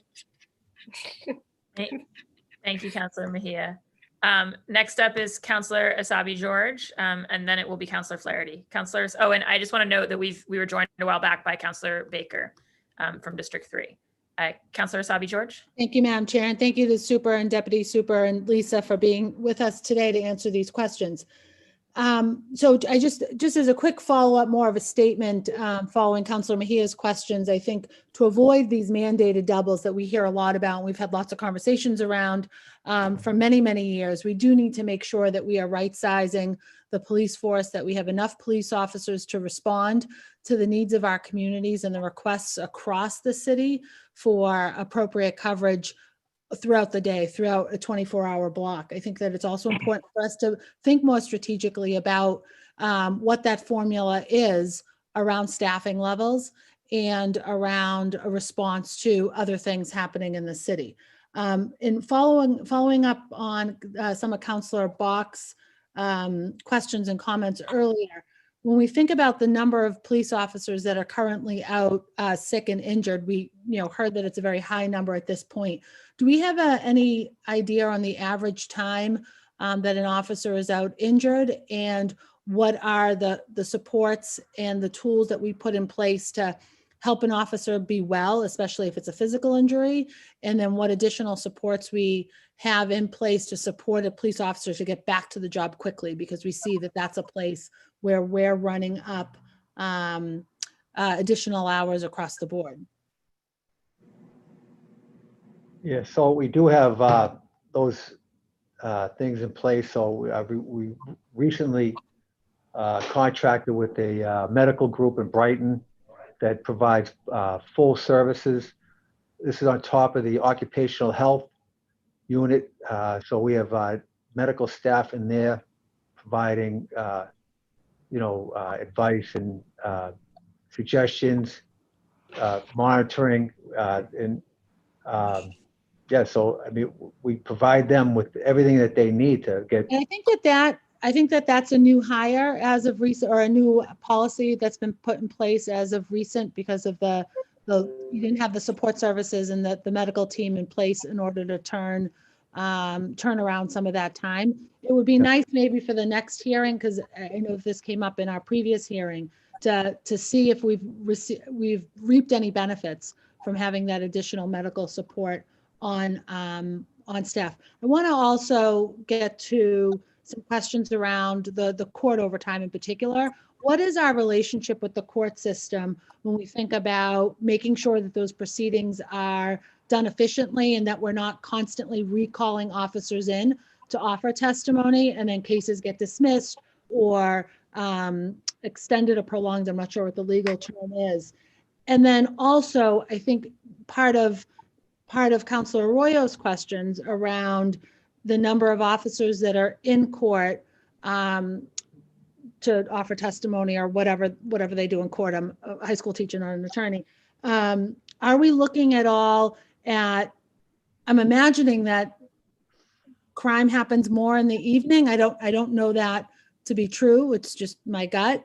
And if an officer is involved in an incident that's happening either at night or overnight, that they would be off during the day to go to court, and that may account for some of those additional hours. So I just said a lot there.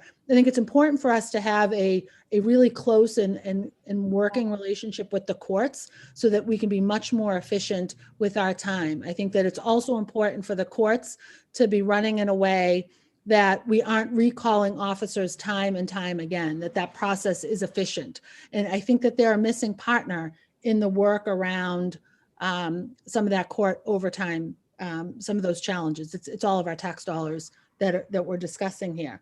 And then I wonder if there is any analysis done around when crime is happening over the time of day and how that impacts the expense with the court overtime in particular. Sorry, I know I laid a lot out there. Sorry about that. And I think We do have relationships with the courts and the DA, so we try to minimize the number of officers that, the ones that are actually needed, and they do have discussions on who's needed and who isn't. And as far as doing analysis, the BRIC is always constantly doing analysis on everything that we do so we can address the emerging crime patterns. So, time, day, place, location, all the factors that go into that. So that is true. And then they supplement too. That's where some of the overtime, the discretionary overtime comes in. If they have like I said, an emerging crime pattern, they'll hire overtime to address that issue. So I feel that Deputy Chin may have something to add to that. Yeah. Or maybe not. We're on Zoom, so I can't read body language as okay. No, I was just gonna chime in about the court. So the night officers, to address what Councilor Roy was saying. So we have two shifts. We have the 4 to 11:45 shift, and then 11:45 p.m. to 7:30 a.m. shift. That accounts for 2/3 of the officer, or 2/3 of the shifts. So if those officers make arrests and they are required to go to court, then yes, they would be going to court off duty, because their shift doesn't begin until 4 p.m. or 11:45 p.m. at night. So that may account for all those hours that you were speaking about. I was just thinking about that. And on the minimum manning is a very complicated formula, as the superintendent was saying earlier. It's a combination of a lot of factors like call volume, crime patterns, everything else. And, basically we have a number that we put on every shift that says that for public safety reasons, we have to have a certain number of officers on that shift in order to adequately staff that shift for public safety and officer safety. So a lot of those are different in every district based on call volume, crime patterns. A lot of the overtime, the additional overtime are, say if we have a serious crime in a certain area, we may actually add extra staffing for that shift so that we can address that uptick in crime. So we have a minimum manning number, and then we have a number that says, okay, well, all right, we have an uptick in this area or this zone. We're gonna add 2 more officers to that shift on overtime to address that particular problem. And it's very specific on all our deployments, and that's what the superintendent was talking about. Every week, it's always adjusted based on whatever we're seeing in crime statistics and things like that. And we base that on intelligence that we gather. So I don't know if that answers some of the questions. Yeah, no, I mean, that's very helpful, and I won't ask additional questions, and because I see that my time is up. I will note that there's a formula, this minimum manning formula, perhaps that has to be revisited, but there is also considerable political pressure that you're under, that we're under, from community members saying there aren't enough police. Where are the police? We want to see more police. And then balancing that with what's happening sort of nationally around a national discussion, and where the right number is and where that right formula is. I don't have any additional questions. I don't know whether Lisa had something to add to that. Chair Bach, thank you. Thank you, Councilor. Thank you. Ms. O'Brien, did you have something there? No, Counselor. Okay, thank you. Then we're going to go to Councilor Flaherty, and then it'll be Councilor Baker. Councilor Flaherty. Thank you, Madam Chair. To the superintendent, just want to touch base on where we are with attrition. I know there's a big wave of retirements that are expected when the class size was a lot bigger than it had been in recent years. I think class sizes were in the 100, 110 range. So I know that there's a wave of men and women that are due to retire. And I just want to make sure that we're keeping up with attrition. And then obviously that has an impact on overtime as well. So wonder where we are with sort of minimum staffing levels and or number of sworn personnel. And are we staying ahead of that, number one? 2, just want to touch base with respect to the court time, make sure that we're tracking when there are defaults, going back to my time in the DA's office, as well as on the defense bar. There's a little bit of a game that's played, particularly around motion to suppress time and or a trial time, where when all the officers show up that are summoned to be there, and then they do a little sort of duck and hide in the parking lot. And then when the case is called, and then the judge issues a default, but prior to it, the warrant entering into the system, lo and behold, the defendant walks in and talks about car trouble or the train was running late, etc. So then they immediately remove the default, and then they set a new date. And then that's the same officers being summoned in again. That happens a lot in our district courts, where officers are being summoned multiple times for the same case, because there's a little bit of a cat and mouse game that goes on there with the more savvy, the more court savvy defendants, and that is a factor as well, driving up the cost.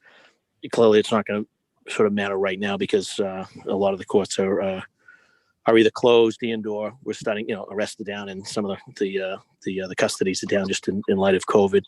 And then lastly, if the police department would hopefully will go on record with respect to having chiropractic services added to the formulary for municipal employees, that will go a long way in getting men and women back to the job quicker if they have the ability to go to a chiropractor for an adjustment and get right back to work, as opposed to primary care, to the specialist, to the physical therapist, the Flexerol, to maybe worse than that, and then we get this endless cycle. So the sooner we get chiropractic services on the formulary as part of our buying power as municipal employees, and it'd be great if the police department weighs in on that and joins in that chorus to get chiropractic services for the men and women of the police department to get them back to work quicker. That we'll see a significant cost savings in lost man hours and time off due to injury.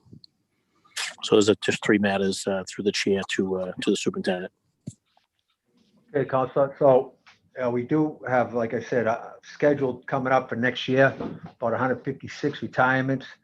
And we have about 160 officers for fiscal year 21. I don't know what 22 is going to bring, but so we'll end up with about a net of 4. So, we're doing the best we can. That's about where we are with that. As far as the chiropractors, I think that's a great idea because we're doing everything we can to help our officers get back to, physically and mentally be the best they can be on the job. So I will definitely bring that to our medical staff and we can explore those possibilities. There was one other question. Yeah, it was on the, so on the court time, are we tracking defaults in terms of when No, that's very- officers get summoned into court, they show up, they're ready to go, defendant does not appear, officers are released, and then lo and behold, who walks through the door? The defendant, and who arguably in some instances waited for the officers to be released and then shows up, and then they remove the default, and then they schedule another court date. It could be a motion to suppress, or it could be a trial date. And then those officers are re-summoned in again, and then they get another 4. And that happens all the time throughout the district courts, not throughout just the Commonwealth, but let's specifically talk about Suffolk County in general. That happens pretty regularly on a day-to-day basis. A little cat and mouse game that goes on that cost us, obviously, the city and taxpayers significant money, particularly when a number of officers are being summoned in. They're getting their 4. Case gets called, second call, default, they're released, only to have to get another summons several days later for a rescheduled hearing. So that's significant, and I just want to make sure that we're tracking that as well.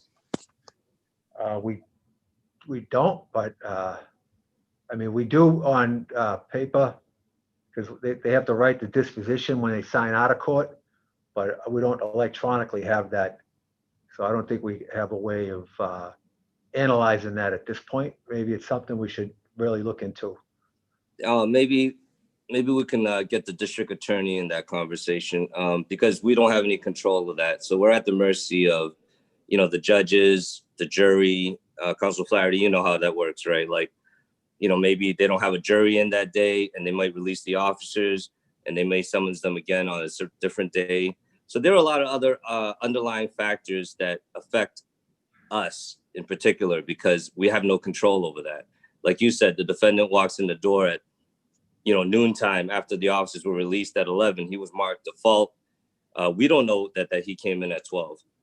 So a lot of the officers will just assume that, okay, he defaulted. That's why they got re-summons. Right. And I agree. And my point is, obviously, if we're tracking this information, as we peel back the onion, there are those situations, and they're pretty significant, whether there's not enough jurors or there's no jury session that day and or there's defaults.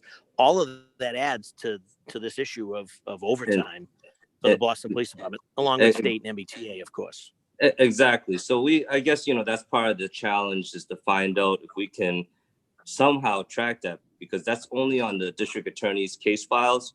Because like I said, once our officers leave the court, we have no idea that the defendant walked in. I agree. So I just think that if we're going to be looking at this more closely and we're asking for more transparency on it, I just think that it's fair. It's fair to recognize there are situations that are, I guess, beyond Boston Police control. When they show up, they're summoned, so they're on court time, and obviously it's the 1 for 4, and they're getting paid for 4. There are instances when they serve, they participate in the motion to suppress, and or they serve in a trial, or there are instances where there's defaults, and they're pretty voluminous within the district courts pretty regularly. And also there are times when the court may not have a judge, the jury session might have been canceled, there may not be enough jurors, whatever. There's a whole variety of things that I just think that if we're going to be looking closely at this in fairness, those factors need to be factored in as well. Oh, I definitely agree with you, but we have to bring those other factors to the table, like the district attorney or the judges, and have that discussion with them. So, Counselor, As we're Yes, moving Superintendent. to, we're trying to move to the overtime slips electronically. So maybe we could consider, if we can get that done, we can consider a box a disposition of each case. So then we can do the analysis. Like we don't necessarily need to know that they came back in at noon, but we could write disposition when the officer walked out default. And so we could track that. Right. Yeah, particularly in cases where on multiple occasions, officers were summoned in on the same case, and obviously the case starts to collect some dust, if you will. And, that's just important because that's added cost to the taxpayers. Thank you. Counselor Flaherty, you all set? Yes, Madam Chair, thank you. Great. Okay, I think, and Counselor Baker had to step away for a moment, so I think we're going back up to the top for further questions. So Madam Chair, if I may. Oh, Council President Cheney, you're back. I'm so sorry. Thank you. Council President Cheney, you have the floor. Thank you. And just briefly, I did have to step away. I apologize. And I feel like I was stepping away at a really good time in terms of some of the information you were going through the slide presentation, but I had to take a couple of calls. So I apologize if these questions have been already answered or discussed. I am really interested in where we are in terms of electronic files. I hear, I've heard that we're moving. I want to get a real sense of what is happening and when we might get there.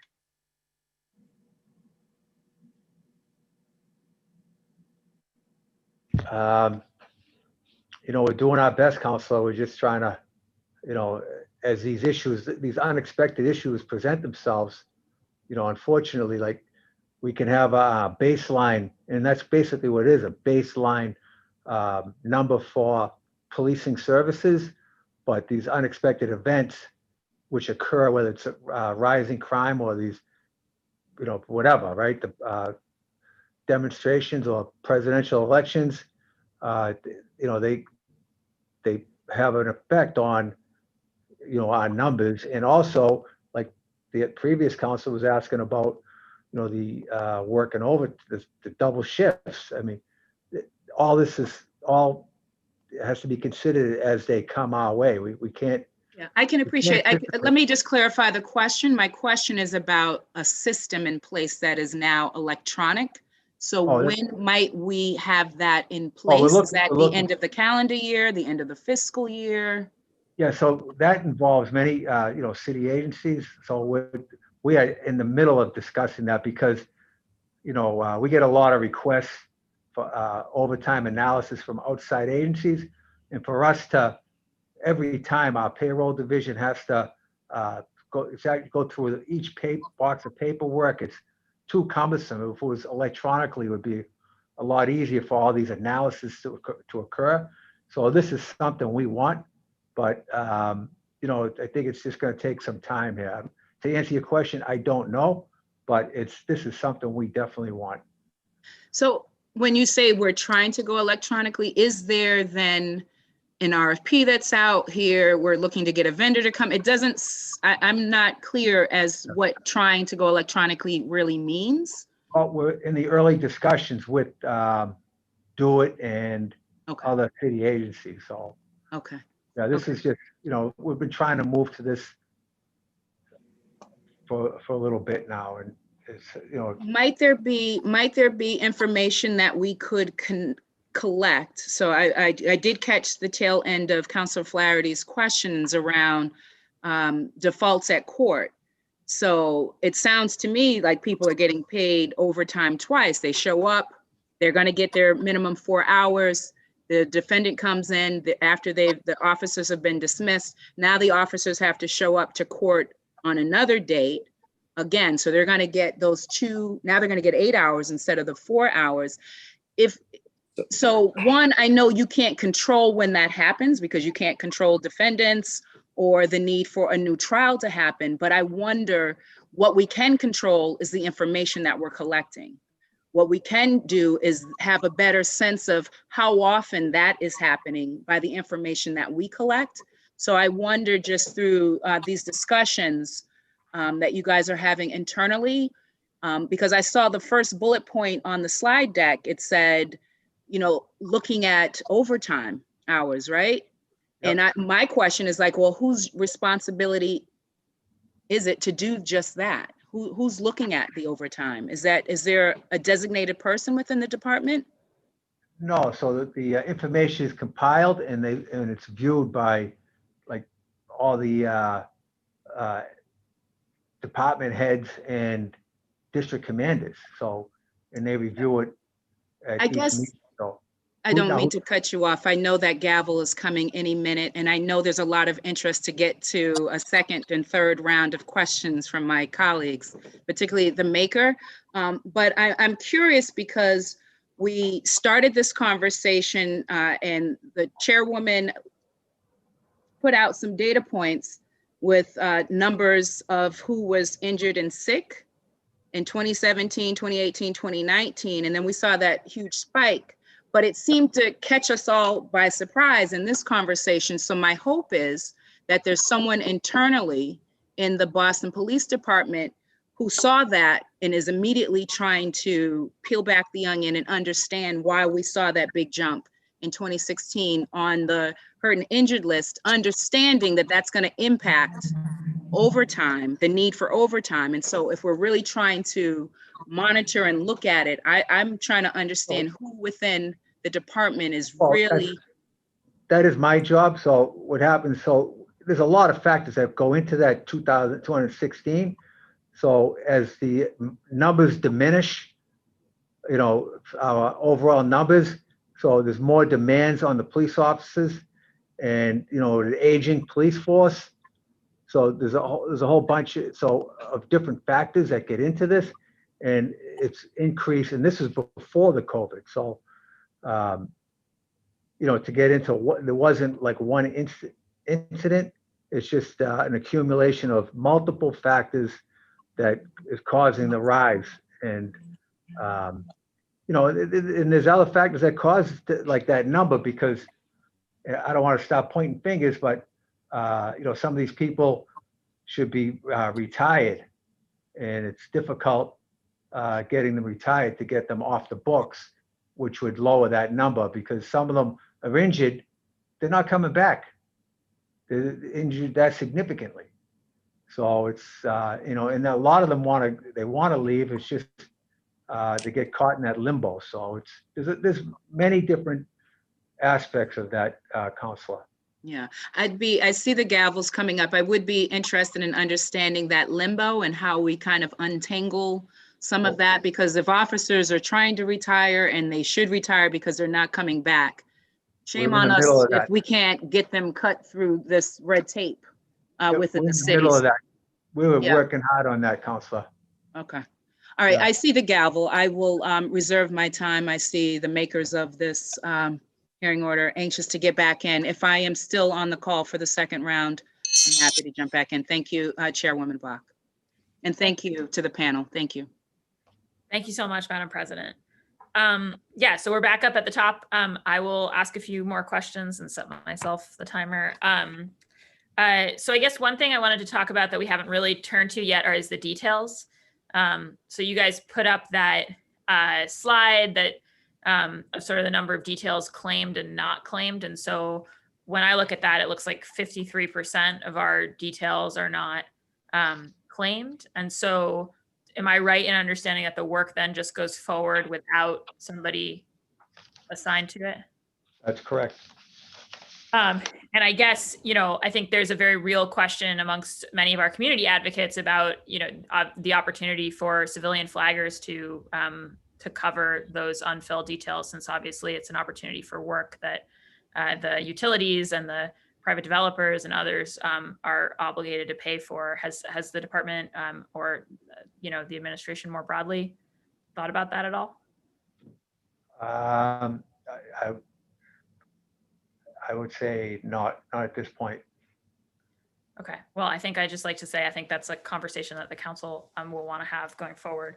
I also wanted to ask the detail. So obviously the detail system, the data that you gave us suggested that you know, and I think, is it 32 officers we have who are administering the detail system?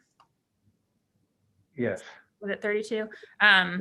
So I know in our hearing in July, we talked about in general, in terms of a long-term structural way to bring down some of these overtime costs, and particularly the replacement costs, that getting sworn officers off of the kind of desk work like assigning details and into the you know, more direct police work might help with that. And so I'm concerned about that number of officers on the detail distribution system for that reason. I'm also just concerned, so if it's costing us $3.8 million to operate the detail assignment system, I know we get a 10% bonus for the department on top of the reimbursement for the pay for officers' hours worked. When I looked back at last year, it looked like in our pay data, like we'd paid people about $31 million in detail pay, which suggested to me that the department would have gotten something like $3.1 million, although I think the number I saw in terms of what we actually got was lower, probably because the reimbursement's not perfect. So I guess just, is the department thinking about whether it makes sense to have that many sworn officers in this role, and also whether consolidating that could make it so that we're not actually spending money on the detail system? Yeah, those are all part of the collective bargaining system. So right now it's where we are with that. Mm-hmm. Yeah. So again, yeah, previewing coming attractions. I guess on that broader civilianization question. So when you guys were here in July, you talked about how to have a sort of bigger structural plan for cutting this overtime budget. And I think it's worth noting that a bunch of the things that have given us reductions, it looks like in Q1, some of them are pretty circumstantial, right? So like the courts are down 77%. The courts are many not operating in their normal capacity. I think that I think technically, am I right, Super, that crime is down overall? I know that's not consistent across all categories, but. Yep, it's down 4% overall. And also leading to that is arrests are down overall too, 37%. So they've had up year to date 5,000 arrests, which normally 5-year average is 9,500. So that right. would mean the court time is reduced. Right. So that also reduces court time. So it seems like, so you've got courts down because of the COVID situation, you've got crime down, and then arrest down, and then you've also got although a lot of that crime down though, Counselor, is, you know, so we have residential burglary is down, obviously, because there's more people home, but commercial burglary, because no one's at work, is up 78%. So, you know, the homicide, which is up significantly, all of the crimes that you would think that, so one larceny from a motor vehicle, that's up 26%. But other than that, the like other larceny is down 16%. Total larceny is up 7%. Auto theft is up 7%. So just those are some of the factors that are occurring. Right. So it's right. It's very variable across the categories. And I guess my question though is, then when we turn to special events, right, we've got that almost 20,000 hours of officer overtime logged in relation to protests. But then because so many events have been canceled, that's compared to, there's only another 4,000 or 5,000 in addition to that that's in that category. And then we're up almost to 40,000 hours at the same time last year. So overall, we've had a big reduction in the special events line. Yep. And so I guess because of that, my concern is when I think about sort of structurally decreasing this budget, a lot of the things that we've benefited from so far are contingent situational things. And so it makes me even more interested in when the department came in July and said, there's probably 97 positions across the department that are held by sworn officers that are kind of desk positions and could be civilianized in the long term. And I just want to know what sort of progress you guys are making on that and what that looks like.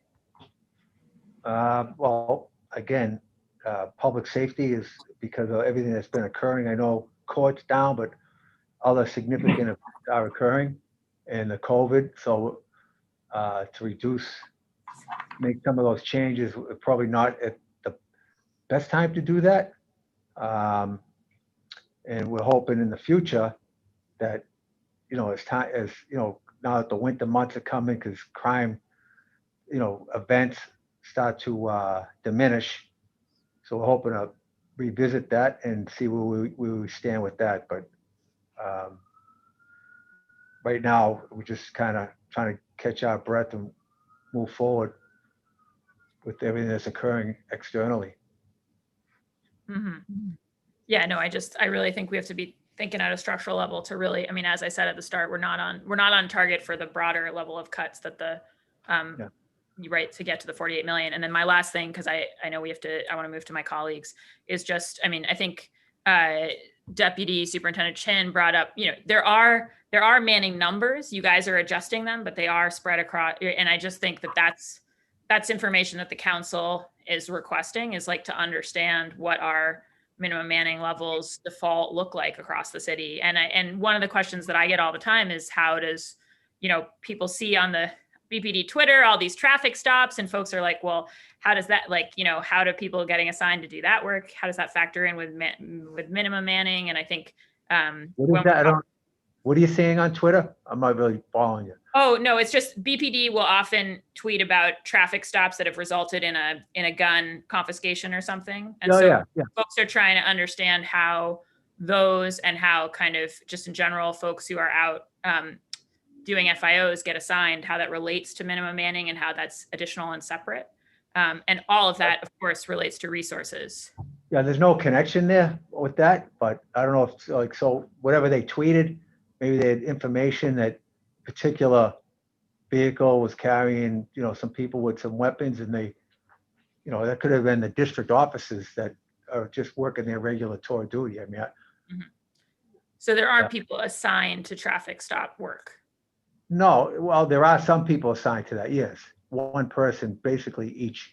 So that person basically responds to the community requests, and plus the traffic analysis where accidents are occurring, pedestrian struck, motor vehicle accidents involving pedestrians, but and then complaints from the community service offices that they'll say certain intersection or location, speed, whatever the issue is. So that's generally one person. They call that the tango car. But no, like a crime, like any officer, if you have information that someone is carrying a weapon, that they could stop that vehicle. So as long as it's good information, whatever, you have a reasonable suspicion. Right. No, I understand that. I was just saying that I think there's a desire across the public and the council for greater transparency on how our resources are allocated across the city.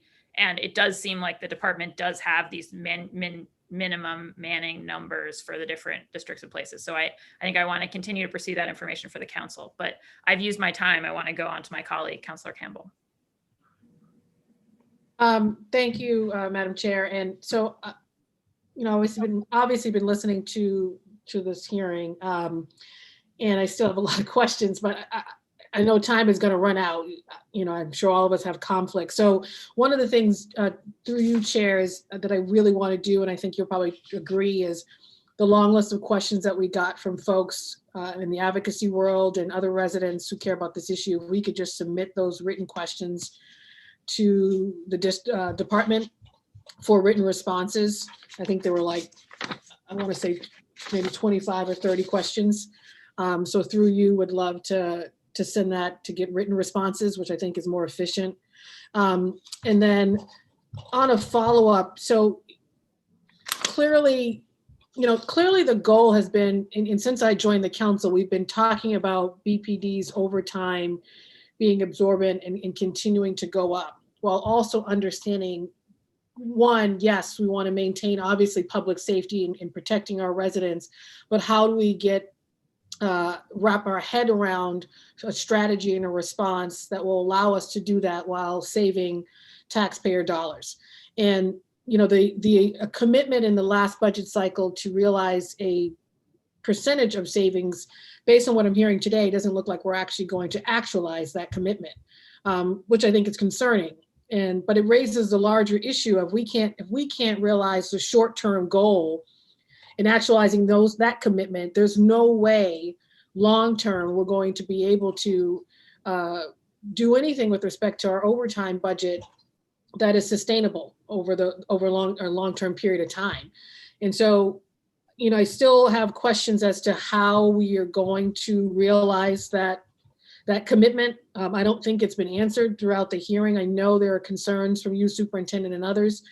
I get that, but then the question still remains, well, how, with those concerns, do we honor that commitment that we made to folks publicly?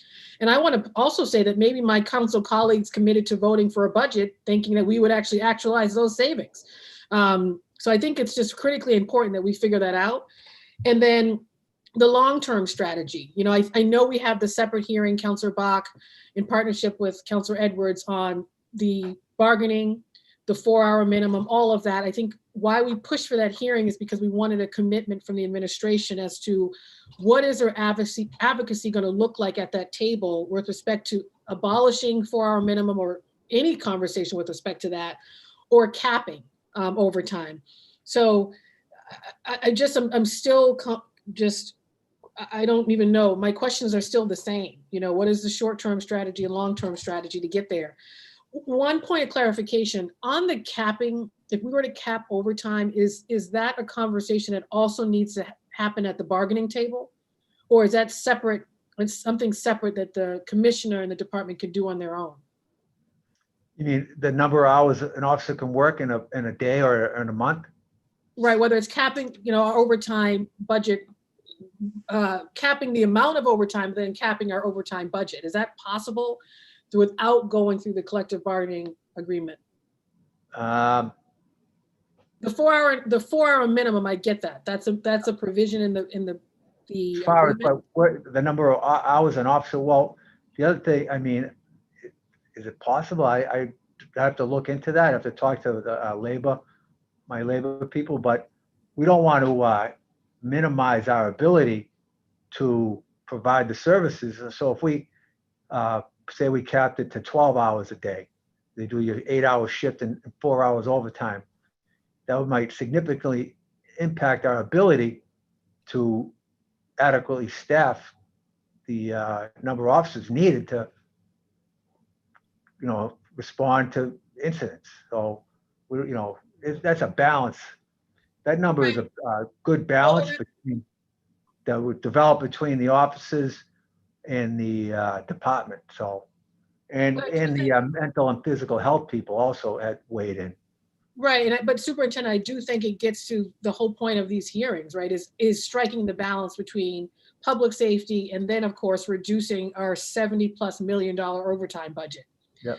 So it's going to be a balancing act this entire way. Short-term solutions, long-term. It's all a balancing act.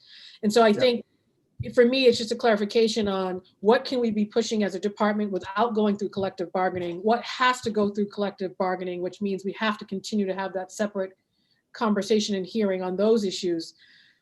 But at some point, while striking this balance, we need to start committing to various things that will reduce this number. And I think that's the part that's confusing, is we keep talking about it, whether it's reorganization, hiring more officers, whatever it is, there's not been any commitments. And so that's the part that's been really tough to swallow, because obviously with certain tasks that the department wasn't called to do this year, we've been able to actualize some savings. So I'm going to follow up with some more questions through you, Chair.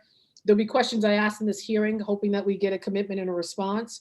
But I do think if we continue to just have these hearings, we're in just sort of talking in circles, we're not going to get anywhere.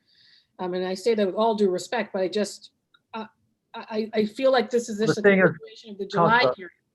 One thing we are committed to is public safety and officer safety. So that's herein lies the problem. I mean, we need to, or the solution has to lie in there, because, the residents of Boston, like, they depend on us.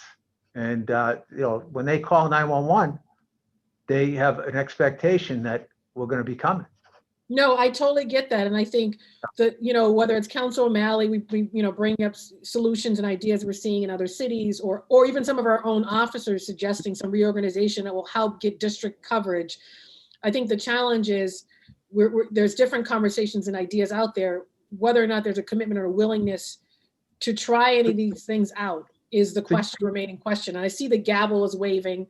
Well, you mentioned other cities, so we'll take up Minneapolis. I read an article the other day that they actually moved to these, massive cuts. Now, with the increased crime, they're trying to contract officers from outside their district. So they have a plan. They have to hire an additional, I think it was 130 officers, 150 officers just to maintain their minimum level. So, I mean, it's something that, we should be cognizant of, but talking about other departments. So. No, I know. I absolutely agree. And I think, I also want to stress this point, which we all have been stressing. I'm going to end here, Councilor Bach, that the whole point of having these conversations too is that police alone, of course, cannot solve all the violence issues. It just can't happen. And the point of having these conversations about overtime and pulling in resources somewhere else is to look at how do we fund other programs, other initiatives that get at the economics, that get at poverty, that get at social programming, in order to really address the root causes of violence, right? So that we see those numbers go down and not up. There's clearly a public health pandemic, an economic devastation going on in communities of color that may be a trigger, right, to what we're seeing in terms of some of the incidents of violence. Hence, why we're pushing for these resources to go to the root causes of violence as well, to couple that with the work that our police do every single day.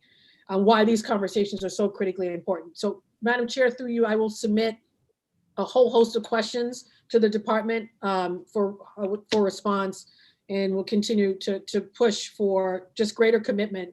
Otherwise, we're going to literally see this overtime budget, I think, continue to go up. We may realize some savings, we won't realize what we committed to, and nothing will have changed. So, Councilor, so we're at 17.9, which is almost 20%, right? So, which is significant. So, one aspect of our response is because we hear we hear the council, we hear that there are people that are advocating for more police, but one issue is the over policing. So, because over the years they've come to rely on us for everything. So we're working with other city agencies, as an example, alternative solutions, right? We're working with the BTD, who have generously stepped up to the plate under the direction of Mayor Walsh to start, taking their part of the pie and handling those issues so that the police aren't handling because right now we handle every single issue. Everything. So we're trying to push back, give people what they need to handle, because and reason is we handle it because you call 911, guess what? We're coming. So people become to rely on us for every issue, whether it's plumbing, parking, dogs barking, whatever. So we're trying to push. Understood, and hence why this, I think, is such a critical conversation on how we get resources and investments to all these other agencies, all these other initiatives, community-based organizations included, to be able to respond more effectively to these issues. So we'll gladly give it up, Councilor. We'll gladly give it all up. The other thing is we talk, alternative policing. We're working with the mayor's office and Deputy Stratton, who couldn't make this meeting today, about the best team and alternative policing solutions.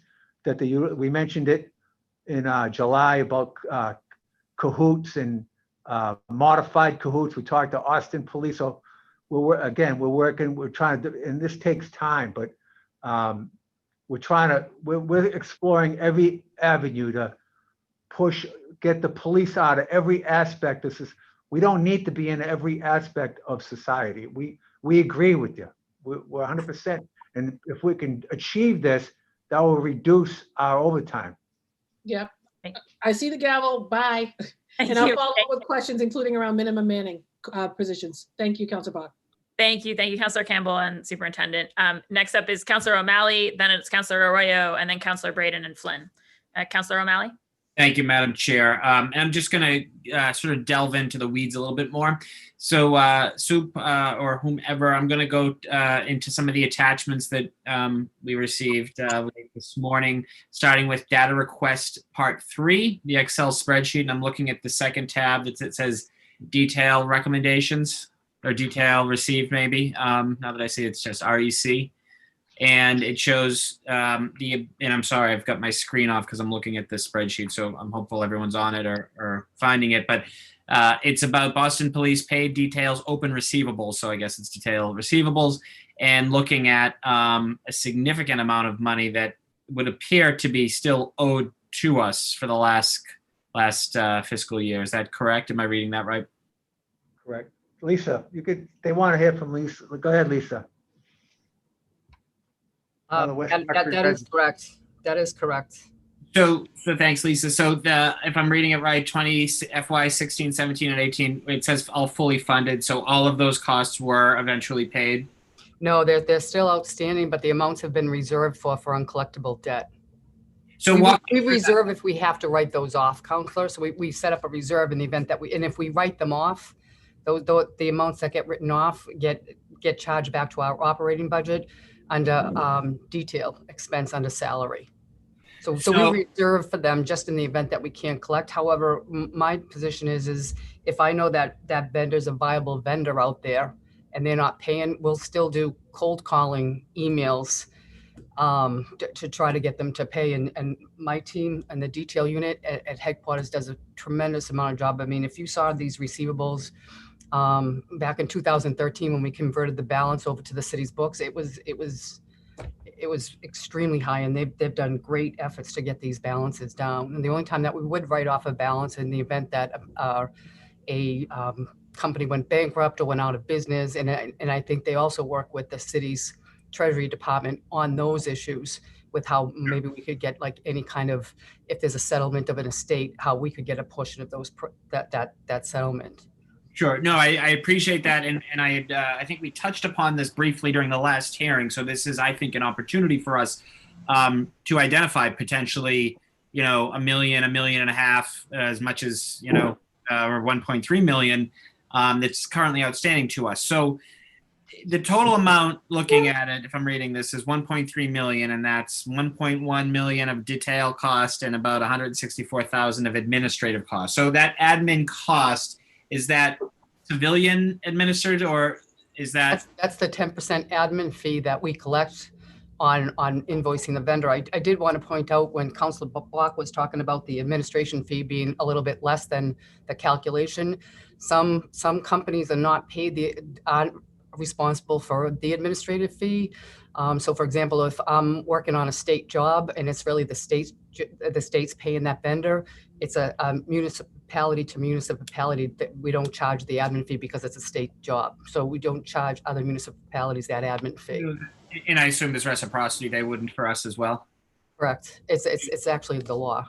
Gotcha. And does that include like a quasi-public agency like the Boston Water and Sewer Commission?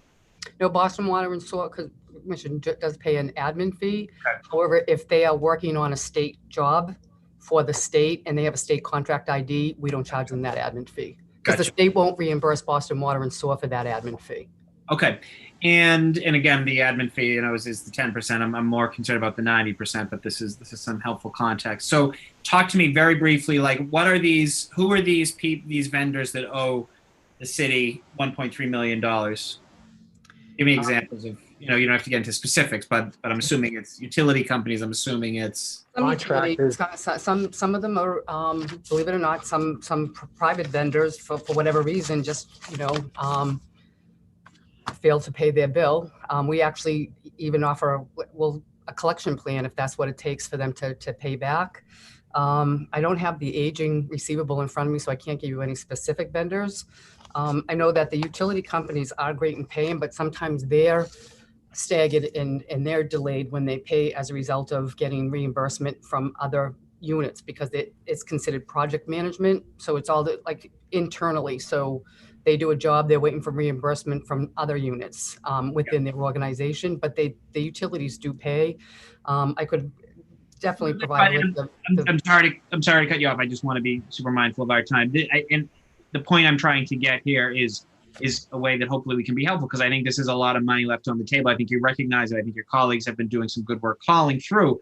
But do we have any, is there any restrictions? If you owe tens of thousands of dollars to the city of Boston that you don't pay? Oh, we suspend the accounts. The only issue that it becomes is that, and we've been working with City Hall and they've been great to try to have a process in place that if I'm going to pull a permit up at City Hall in ISD, we need some systems talking to each other to flag it, to say, Councilor O'Malley owes money, we're not going to issue him a permit. If they get issued a permit to dig and it becomes a public safety issue that we need a police officer because of the intersection in which they're digging, we really can't refuse that detail to them.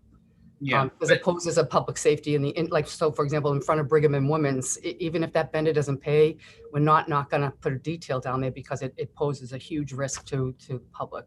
If there is not a detail. The other thing they do is, they're slick also. What they do is, so today they come in as the Superintendent Hassan Construction. Tomorrow they come in as Lisa O'Brien's Construction. Yeah, I mean, we actually even have a list with Boston Water and Sewer, and they've been great with us too, communicating back and forth. Like they have I think it's probably just a sticky note on someone's desk to say, Councilor O'Malley, you owe money. We're not gonna issue you the permit to dig.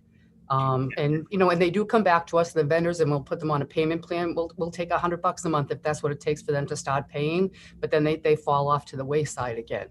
No, but it's really not the bigger companies, it's the smaller companies. Like Super said, we had one company, a construction company, the minute we shut him off because he owed over $400,000, he ended up under a different name, his initials, but it was under the same taxpayer ID, and we got him, but it's just tough. Yeah. So I think two things I'll end on that is I appreciate that. And I think that you've underscored the need for better coordination of information. This is something I've been pushing as it relates to when a street is opened for a gas leak to be filled, or when work is done and we know there are active gas leaks. We should have better coordination. So I think that's one way we can follow up with do it. But I think the second thing is, oftentimes people will say it's okay to have all these detailed accounts because they're paid for privately. And while that is the case sometimes, quite often, particularly when you talk about a utility or water and sewer quasi-public agency, the ratepayer is still paying for it. And this point further underscores that sometimes no one's paying for it at all and the money still has to come through. So the department has to sort of proactively, I forget the word you used, but fully fund it when in fact it hasn't been. So I think it shows the complicated system here. So I stand ready to work with you and work with the city to make sure that we can collect the money that is rightfully owed to us and has been owed to us for a number of years. Thank you, Madam Chair. Thank you, Councilor O'Malley. Councilor Arroyo, and then it'll be Councilor Braden. Thank you, Madam Chair. I'm going to take us back to where we were about an hour ago on the court OT, namely that you have to be off duty to receive it. You asked for names. In 2017, the Boston Globe wrote an article called, the title of which was, "For Some Boston Officers, Extra Money Comes Easy." They documented Detective Wayman Lee, who's in the domestic violence unit, specifically that he had logged about 2,771 hours from detail shifts, and that most of his overtime pay stemmed from court appearances that typically lasted no more than an hour. When you jump to now, present tense, 2019, that was 2017, he spent 245 individual days in court that he received overtime pay for, 245. How is it possible that he is off duty 245 days? The courts are only open about 245 to 260 days, which means almost every day he was in court receiving pay for OT, he was allegedly off duty. And so the question is, at that point, it seems like going to court is a pretty regular part of his duty. Why isn't that being scheduled for the portion of his day when he is on duty? How is that explained?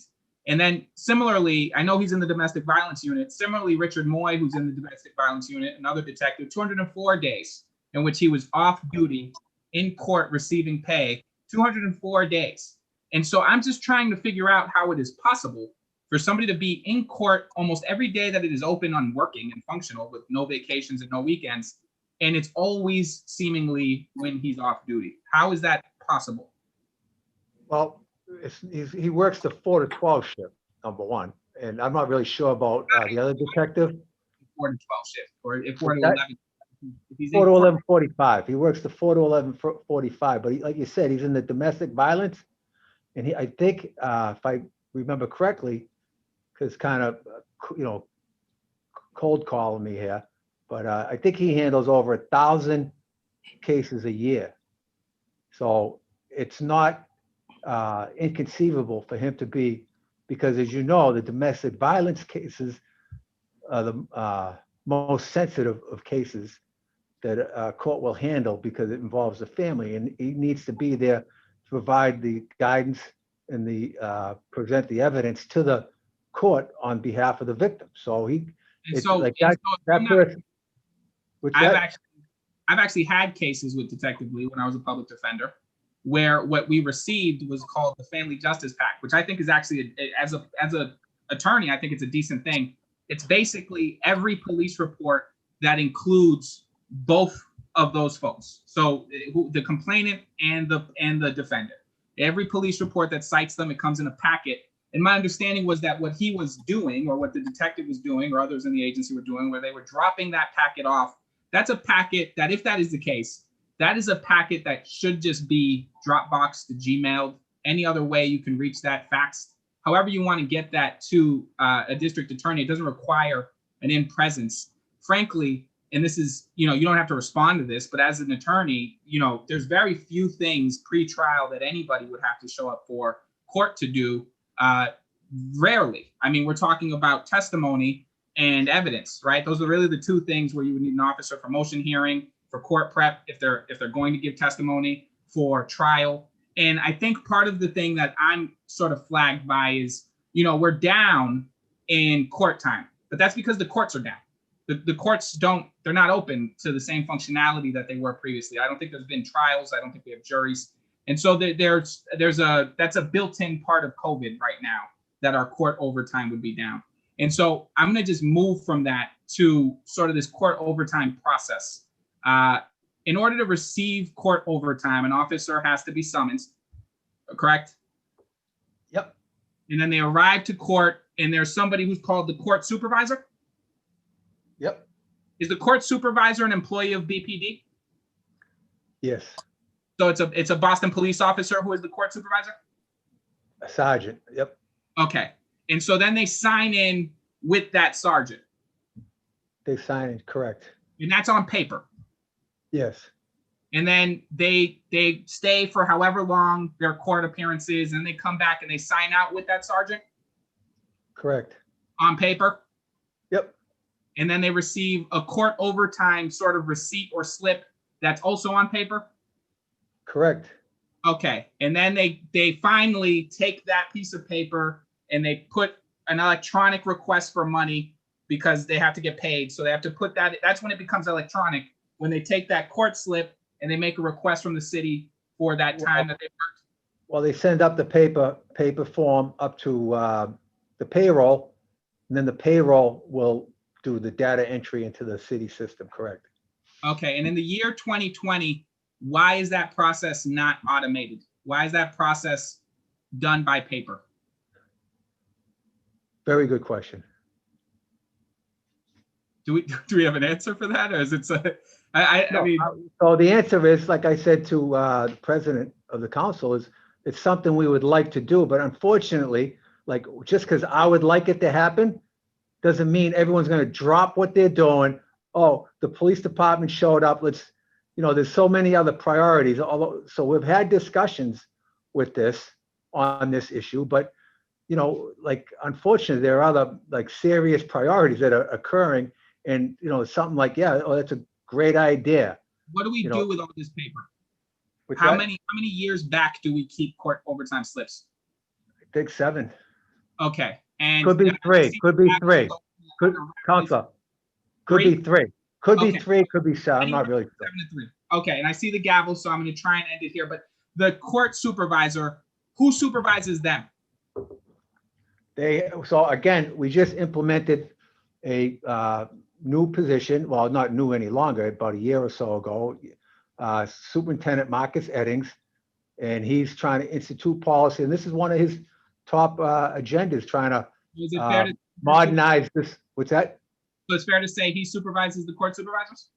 He does. Oh yeah, that's fair to say. When's He the definitely last does. time there was, how regularly scheduled do you audit these court overtime records? He would Well, have not- to answer that question. What's Do you that? ever audit the court overtime? Yeah, we audit a lot of different things. You know, again, priorities. So I know we have in the past when issues are arisen, but do we? I can't answer that question. Well, But I know with him, like I would say yes, because he's very meticulous and you know, detail oriented. So Okay, but you don't know officially. I don't know the answer to that. No. I'll have one more round after this on this, and I think I might be able to get into one round. Thank you, Kenzie. Great. Madam Chair. Thank you, Councilor Arroyo. Okay, next it's going to be Councilor Flynn and then Councilor Mejia. Councilor Flynn. Thank you, Councilor Bach, and apologize. I was on another call earlier with Chinatown residents, so I don't want to ask questions that may have been asked already. I guess my point is, it may not have been covered here, but over the last year, during this pandemic, we saw a lot of police working overtime. But I'm also concerned about, you know, their time off as well, making sure that they have enough time off so that they have health and wellness is also an important issue for police and their families. You know, what they went through the last 10 months, you know, is like being on a deployment for the military. And when this pandemic's over, I think a lot of police and their families will you know, need more time off. So I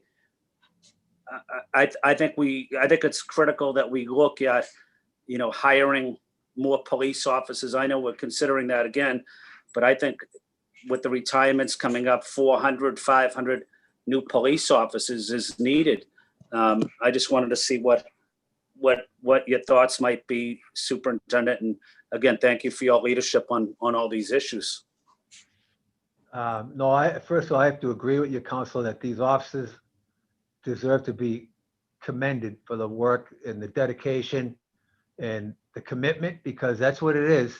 Because what the demands that they've been put under over the last since March have been unforeseen and incredible. But you know, obviously, we think that, you know, we'd like to maintain our level of police officers at the 2250, but you know, budgetary constraints obviously make that determination. So you know, I just have to say, I have to agree with you on both aspects of your question. Yeah, thank you, Superintendent. Thank you to the Deputy Superintendent. And the only reason I bring that issue up is I was on 2 deployments for 12 months each, different times.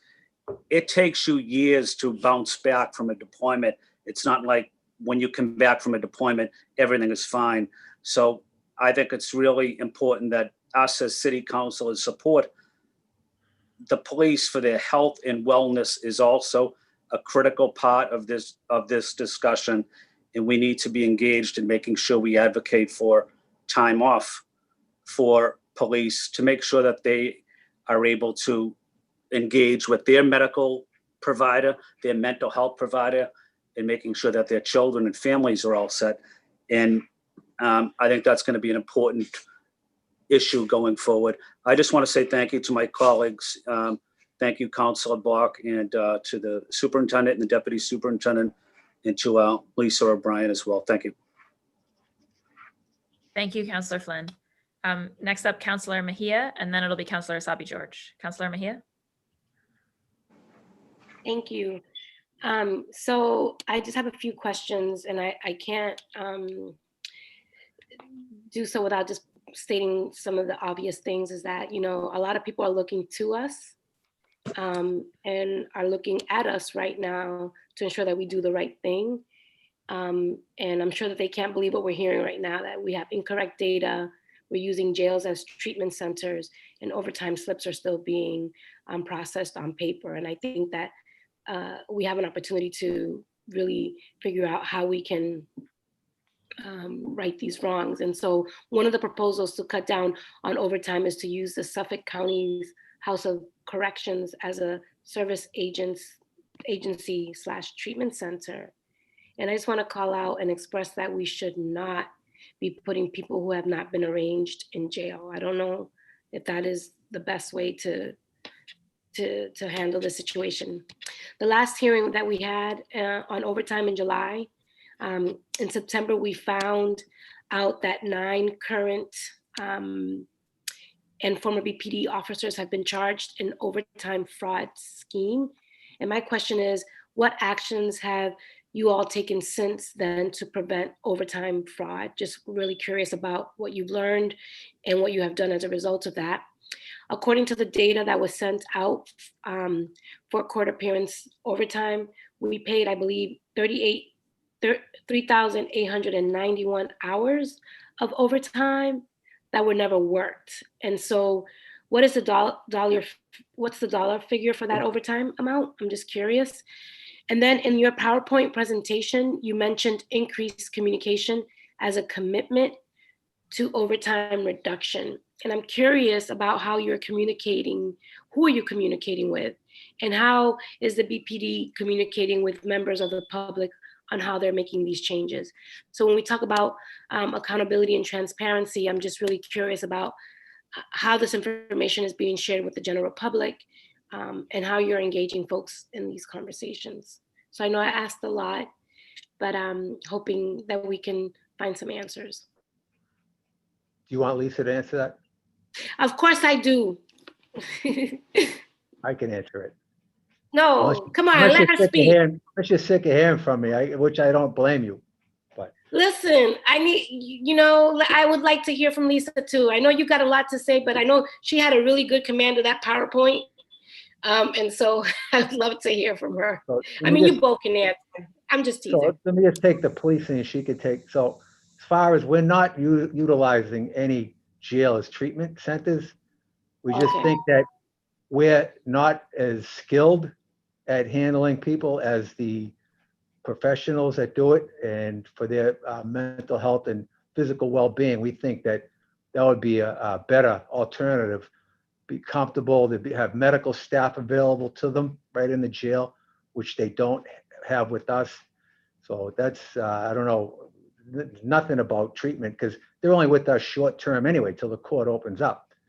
So, so that was one question. Your other question was, let's see, yeah, we got so many questions there. Yeah, that's why, listen, super. You better keep up with me here, okay? So here's the other, let me go back to my questions. Okay, so the last hearing, you remember? Okay, so I'm just curious about back in July, we learned. The 9 officers, right. Yeah, so I'm just that curious. One there is, unfortunately, as you know, because you read in the paper, it's in federal investigation. So we really can't comment on that one right now. So no, I'm not curious. I'm more curious about what you've learned as a result of that, and what systems have you put in place to prevent overtime fraud in the future? Yeah, that might kind of lead to some information that's being investigated. So I apologize for that one. That's fair. No, that's fair. So what about perhaps Lisa, the 3,891 hours of overtime that were never worked?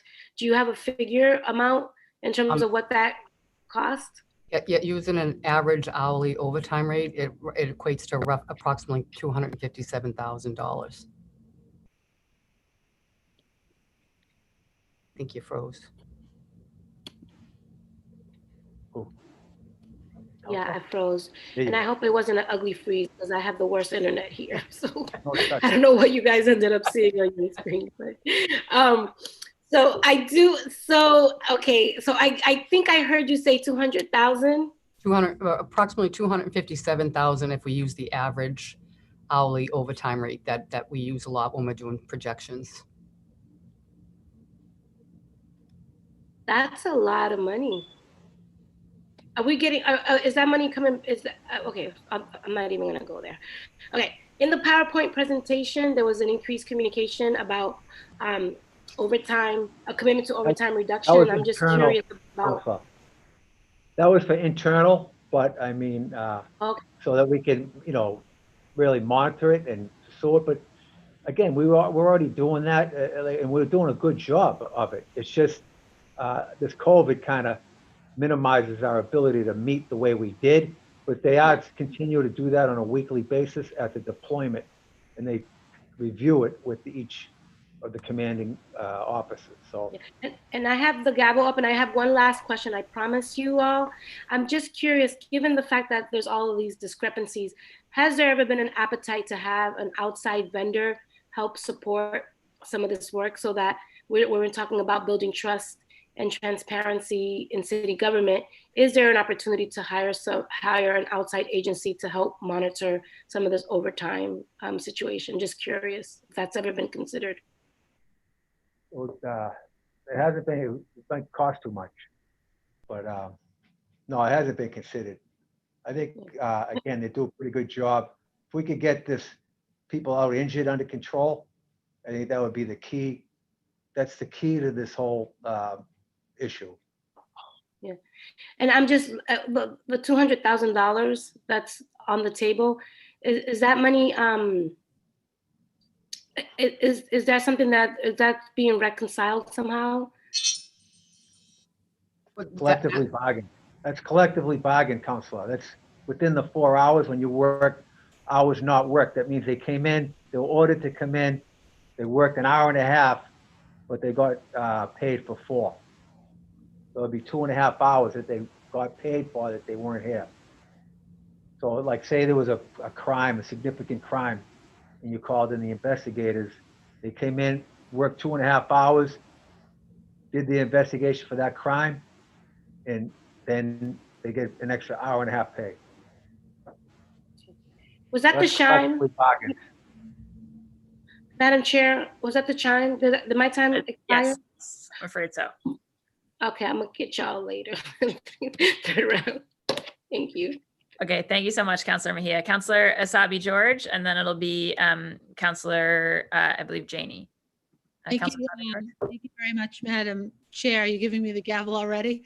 I do want to just go on record saying that I think that the 4 hours is a reasonable allotment when we think about overtime for some of these responses. It's just that we need to be creative and thoughtful about how we're managing that process and eliminating some of the other waste and making sure and ensuring that when we utilize overtime, that we utilize it sparingly and productively and efficiently and really in the end responsibly. Councilor Mejia brought up some of the questions and conversations around central booking, which has been a work in progress for a long time. And I know it's been something that Sheriff Tompkins has been, I think, a proponent of. If I'm correct, that conversation hasn't existed sort of in the public space for a little bit. Have we analyzed or taken a look at what the savings of having a central booking would mean for us as a city? And I think the potential revenue it could create for Suffolk County.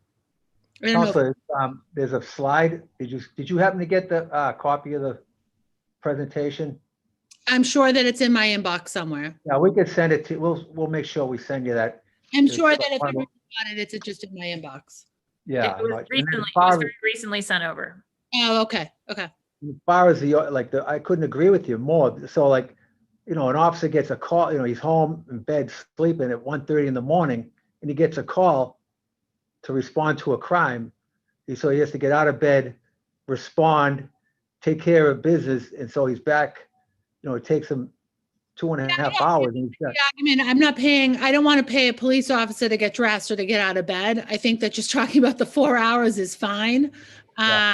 No, I don't know any profession that pays anyone to get out of bed and get dressed. And I say that as someone who's supporting the 4-hour piece. I agree with you. I'm just saying, I agree with you. Yeah, being more responsible in how we're assigning them and how we're managing the system. And I think to Councilor Arroyo's question, maybe it was Councilor, I'm not sure whose question it was, but I do think that there's, the electronic process may help us. If it doesn't help us very directly realize some savings, it will, I think at the very least, help us understand where the deficiencies lie and where some of the work remains undone. So I think to Council President Janey's point earlier, that's an effort that I too would like to see underway. And, I understand the priorities of Do It and others, but if we could start that ball rolling to look at that electronic process a little bit sooner and with a little bit more urgency, I think, especially as we think ahead to Chair Bach's efforts to do these hearings quarterly, that at this next quarterly mark that we have some sort of update or next steps on that piece. You spoke a lot, Super, to some of the challenges around police officers that are out injured and our need to get them back into work or get them retired. As you know, I've been advocating for a number of police officers who were shot in the line of duty who will not come back, and we're trying to do right by them. But there's this other class of police officers who have also been shot in the line of duty, are out injured technically, costing the district and the city a lot of money because the process to retire them is so cumbersome and takes so long. And that's not your system to fix.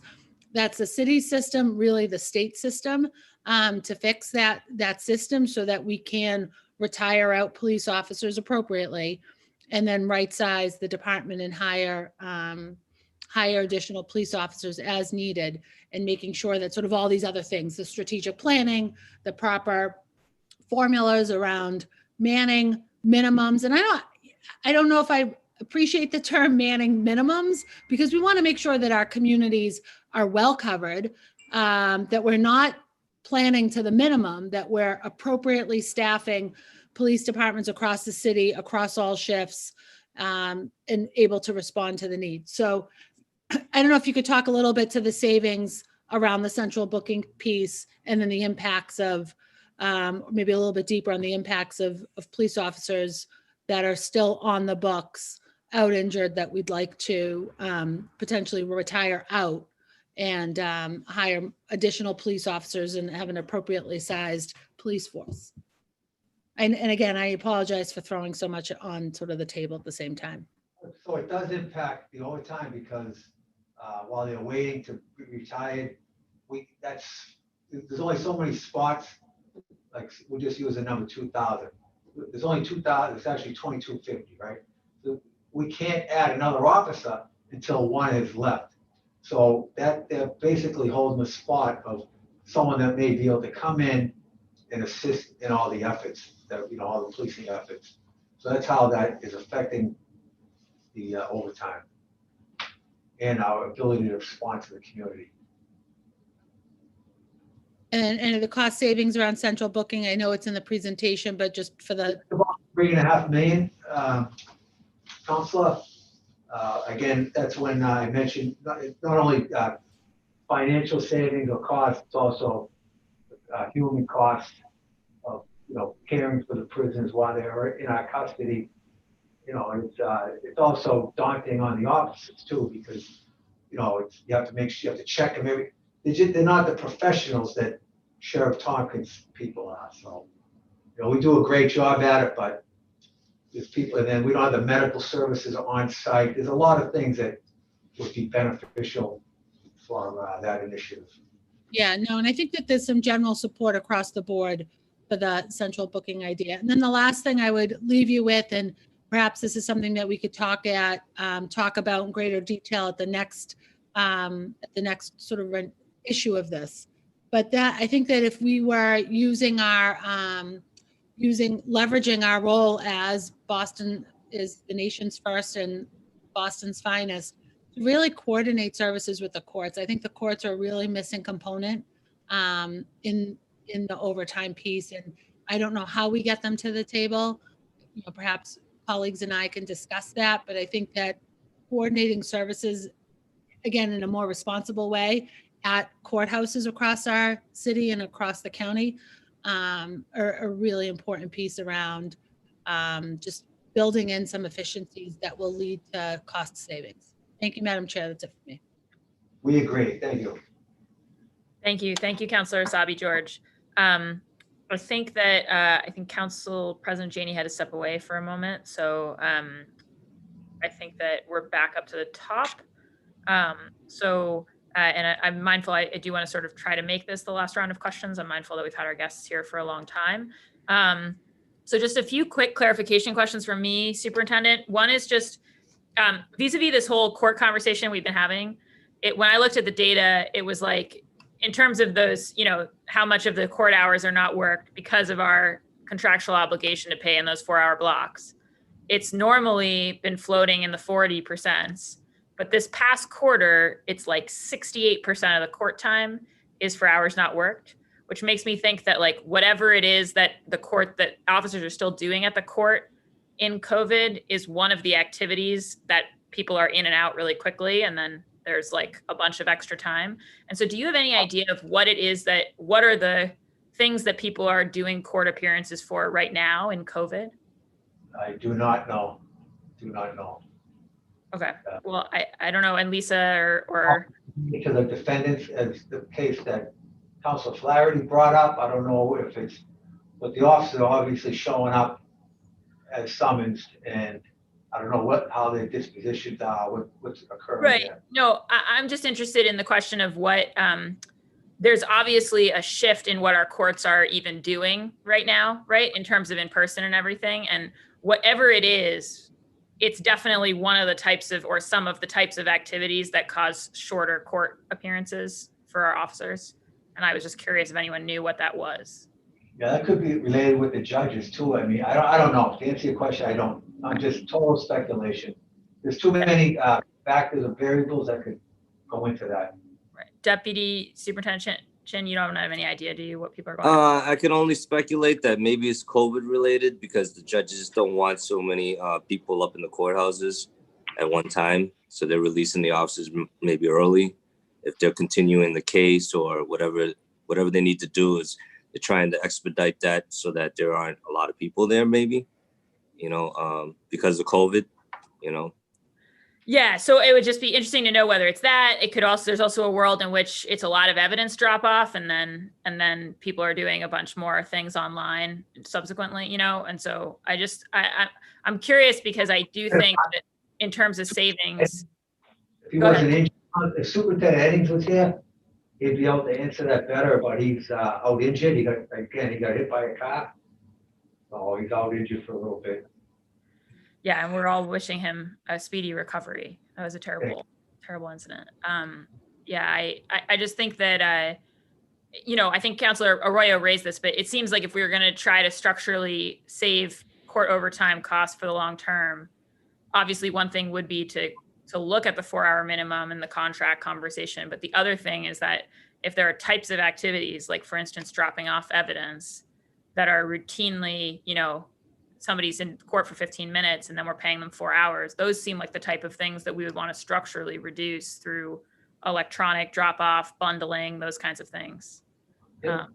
Great. We've tried everything over the years. I think one thing we had, I'm going to be honest here, is the 4-hour minimum. I think that's, it's very difficult to, that's a difficult conversation because some of the people, their lives are significantly affected by attending court. So, yeah.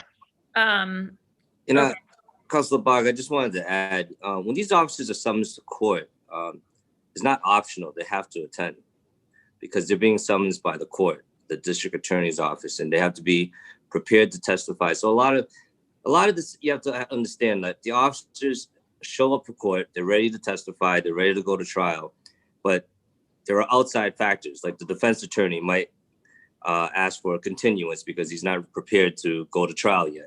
Or there are a lot of like outside conditions that affect whether an officer stays in court for the day or gets released, or maybe the defendant was sick, or, you know, maybe the defense attorney was sick, or, you know, there's a lot of other factors. I just wanted to, you know, clarify that it isn't really up to us sometimes, but we do have to show up for court once we're summoned. So, Right. you know, sometimes that's out of our control. I mean, we don't know what date they picked, you know? Yeah, and I'll just say, go ahead. Like Bobby said, is, you know, if we could really strengthen our relationships with the courts and the other involved parties, that would, you know, everybody, the defense attorneys, the DAs, the court, you know, so it's all this, we're not the overriding factor here, believe me. Because we have tried everything. Yeah, no, and I just think that maybe there's a thin end of the wedge here with evidence drop off. I know that jurisdictions vary in terms of how much of that is done digitally these days and how much that's like physically delivered. And I think it perhaps, I mean, as Councilor Flaherty raised, we need to be, whether it's asking officers to fill out some quick online form so that we track, you know, what's the occasion of summons, like what type of summons is it and what's happening. I just think we need to get some handle on this because the public definitely sees it. And it's I know just you like, mentioned that the last time, Councilor Block, and I said, oh, we don't do that. Well, I found out I was wrong. We do. Actually, some officers do drop some, you know, for whatever reason, there are legitimate reasons, but, because it seems to me like common sense, but I guess, you know, there are some instances where it's needed to happen. right. And I hope, Superintendent, that you understand that what the council is really asking for on a bunch of these fronts is a kind of transparency. Like it's the data to understand, like things like the breakdown of why are people going to court and what's happening and what's going on, right? Or like with, you know, with the minimum staffing levels across the board. It's like, okay, so we're trying, we pay replacement costs to hit these targets. What are these targets? What is the justification behind them? Like, it's just like, that's the appetite here, is to get more of that detail. And I think that, I mean, even when you and Councilor Campbell were talking about, you know, how the police have become the one-stop shop for, and I think like there's broad agreement across the council and with the department that that doesn't make sense. I think that, like, you know, we need to be having a joined up conversation that sort of says, well, what is the analysis of the 911 calls that could be answered by someone other than police? And then to your point about, right, that's a cahoots-like program. There's already something filed in the council considering that. But of course, to do that, we would need to start putting numbers on, you know, Okay. how would it affect our minimum staffing levels, and how would it affect our overtime if we could move this amount of work of this type into another thing? And we need to be able to put numbers on that, because frankly, to stand up new things that are first line response, we need the money, right? Agree with you. So it's like, so people are so conditioned for the 911 response, so it's gonna take time to wean people off of that. But we need, so with, like I said, we had working with the officer manager, you know, OMB and the mayor's office, you know, the support of the mayor, he's, you know, mandating these other agencies step up. So the first one was the DTD.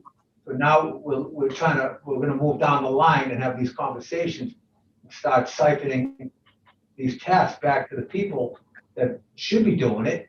And then once that occurs, there's gonna be some time frame that's gonna be needed where the people actually have confidence in these new systems, because they're still gonna be so 3 a.m, they're calling 911, they're gonna expect the police. And we have to make sure when they call 911 that someone's gonna show up and take care of their issue, so. And I think actually that this council and that the public has patience for a structural transition. I think what you hear the impatience for is a plan to get there.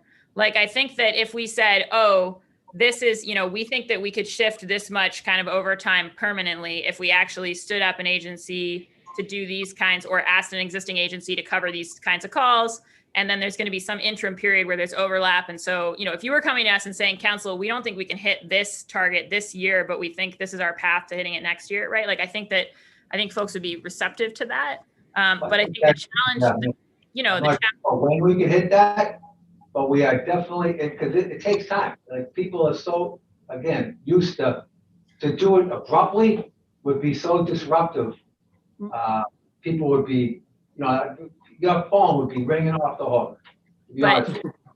yeah, which it does already, but yeah, I think the point is though that to get there, to get anything significant, we've got to plan ahead, and we need the data, and it's just, I think it's just important for folks watching at home to understand that when we're talking about a $72.5 million overtime budget, right, which was that was the overtime spent last year, right? The budget was 60 million. Our budget for this year is 48 million. You know, sometimes it's hard with these things to have a sense of scale. And I know for the department, it feels like we're really harping and focusing on this, but it's because it's so much more money, just that overtime budget, than most of our civilian departments entirely, right? And so for us, it's just like, it's a really big chunk of money in terms of our ability to do any alternative things. So it's just, that's, you know, certainly where I'm coming from on this. I said I wanted to be mindful of time, so just confirming it's 8.5% of the overtime so far that was sort of ordered versus not ordered. About that, is that right, Lisa? You're muted. I'm just gonna confirm that right now. Okay. Yeah, if you can just check that, and then also if anybody has an answer for. There was a year-on-year comparison that said that our gang car OT utilization was down 25% versus last year. And I was just wondering if there's any explanation as to why. Was that an intentional decision? Does that have to do with calls? What's going on with that? Do with cutting the budget, Counselor. That's you know, we have to, and those are the cars that we respond to rising crime patterns or community concerns or complaints. But, you know, it's a luxury we can't afford.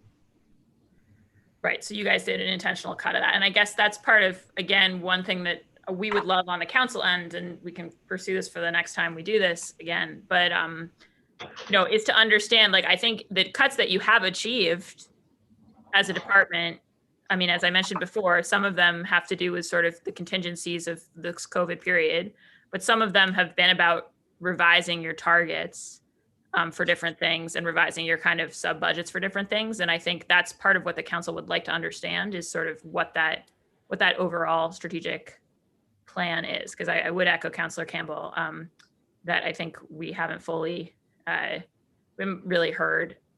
We certainly haven't heard a plan today to get The point is, we looked at everything and we're cutting where we can. Right. It's just, yeah. No, and I think it's just the difference, Superintendent, between sort of that impressionistic activity and then how to share it out in a way that, you know, that we can scrutinize from an oversight perspective, that the public can scrutinize.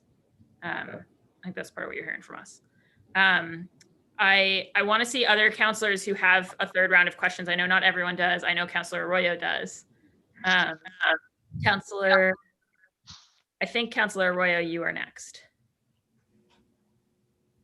Thank you so much. And I just want to tell folks who are watching, my questions have been mostly centered on court OT because we have 2 hearings happening right now. There's a general overtime analysis and review to make sure that they're on scale to hit the cuts that were proposed in this budget on overtime. And there's also another one that's happening that I wrote that has to deal with court overtime specifically, and oversight specifically around court overtime. And that's why my questions have been that way. And so in that regard, what really led to that was a Bay State Banner article called in 2 Places at Once. That essentially found, through running the court overtime data that I was provided, which came with the times when people were in court, in other words, the hours in which they clocked into a courthouse and the hour in which they clocked out, and ran that against a database that Woke Windows had, which was essentially a database of police officer reports, but that only listed the officer who wrote or authored that report. And it found 133 hits, give or take, of officers who had listed a time they were in a courthouse, right in the smack in the middle of it, or at the end of it, or at the beginning of it, but we're also writing police reports for arrests or traffic citations or FIOs. And within that number, that's a number that removed, just so we're clear, the ones where they were writing FIOs in the courthouse in which they were present, which would make perfect sense, or an arrest of some nature that happened in the courthouse or in front of the courthouse or in the vicinity of a courthouse. And so those are 130 something instances where officers were saying they were in court. Some court supervisor had signed off that they were in court and that they left court at this other time, but they were on some other scene somewhere writing this police report. I believe, in my understanding, is that that is currently under investigation, that you're looking into why those discrepancies exist. Is that accurate? You're on mute. Oh, okay. I don't know who put me on. Someone must have put me on mute. Wasn't it? Yeah, that's correct. Yep. There's currently an investigation, that stemmed from that Banner article. And so I have some questions on the framework of that. There's two ways to go about the investigation. I know you can't talk about the investigation, but I'm just going to say this and you can hear it and you have to answer. I'll hear it. I hear you. You've got a private investigation going on. There's two different ways to go about that investigation. That report came from very limited information. BPD has access to every Boston police report they write, and they have access to every FIO they write, and they have access to every traffic citation they write. It's in your database. You also have access to the data that you've given me, which is the data about who was in what courthouse at what time, allegedly. You can do an investigation based on the 133 names that were found using a limited database. In other words, the database that Woke Windows has that only includes the authors who authored these reports and may not include reports that do not exist in their database. It does not include officers who may have reported to these scenes who would be in these police reports but did not author said police reports. In other words, you can maintain an investigation on just these 133 people, which would not, in my opinion, be a thorough investigation, or you can audit your entire system to see how many of these irregularities and discrepancies are happening. And if you're able to speak to that, are you doing a limited investigation just into the 133 names or so that are on that report, or are you doing a system-wide audit to see how widespread that problem is? Yeah, sorry to say, Counselor, that it's under investigation, and I'm not hiding behind that. It's just the truth. Because I couldn't give you a qualified answer anyway, because when you make findings in that investigation, will that then be public, whether or not that investigation is limited to 133 or whether or not you did a system-wide audit? Will it be made public? I think so, especially with that new system that they're putting in place. I think everything's going to be public. Okay, so then we'll touch base around then.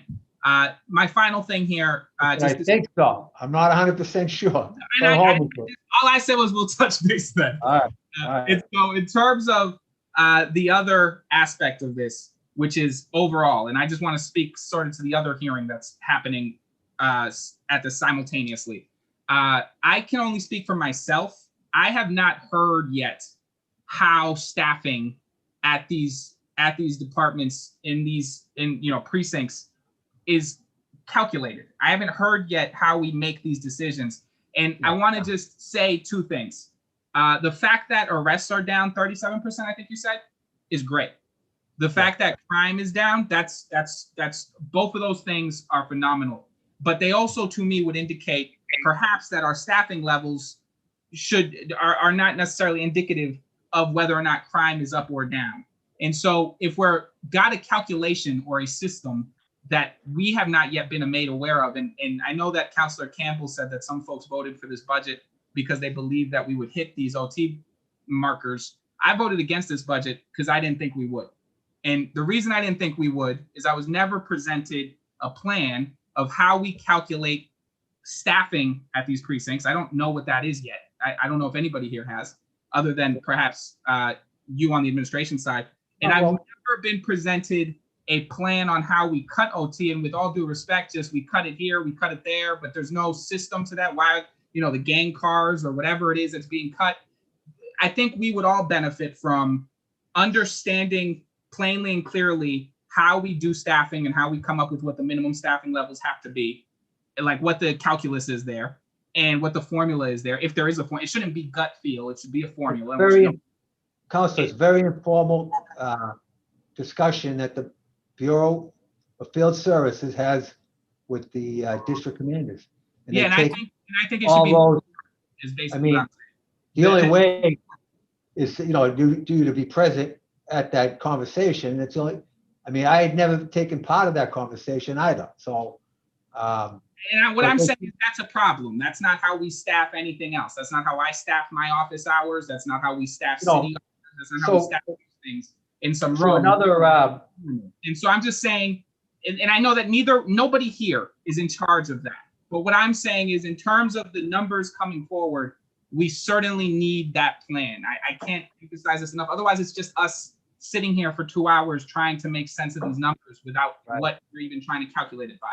And it's similar for OT, right? Just because we've been used to giving out these levels of OT and replacement hours and all these different things doesn't mean that we necessarily have to keep doing that, especially when crime and arrests are down. And I understand that violent crime in terms of shootings is up, but there's levels to all of that. And there should be some kind of system that we can look at that doesn't involve, it's in a room somewhere that you have to be in to know what's happening. And none of us are in that room. I mean, we are the fiscal stewards. I vote on a budget, just like all of my colleagues. And on that budget, the reason why I voted no, to be perfectly clear, is we never had this plan. And so there was no way for me to actually say that these cuts were ever going to be substantial or real.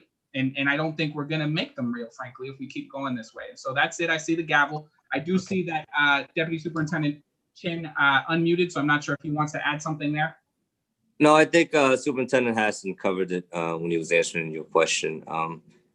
Like, I understand what your question is. There is a formula. I'm not in charge of that, so I can't tell you what that formula is. But like I said, there's a lot of variables. There's the call volume of a certain area, crime, things like that, and response time, Jimmy. So I just love to see what that formula is, and whoever is responsible for that, maybe we can book them for the next one of these overtime hearings, or her, whoever it is.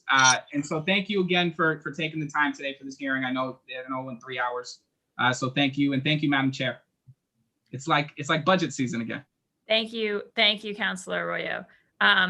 I think I see next up, who's still here, would be Councilor Flynn. Councilor Flynn, any further questions or comments? No, Council Block. No further questions, no further comments.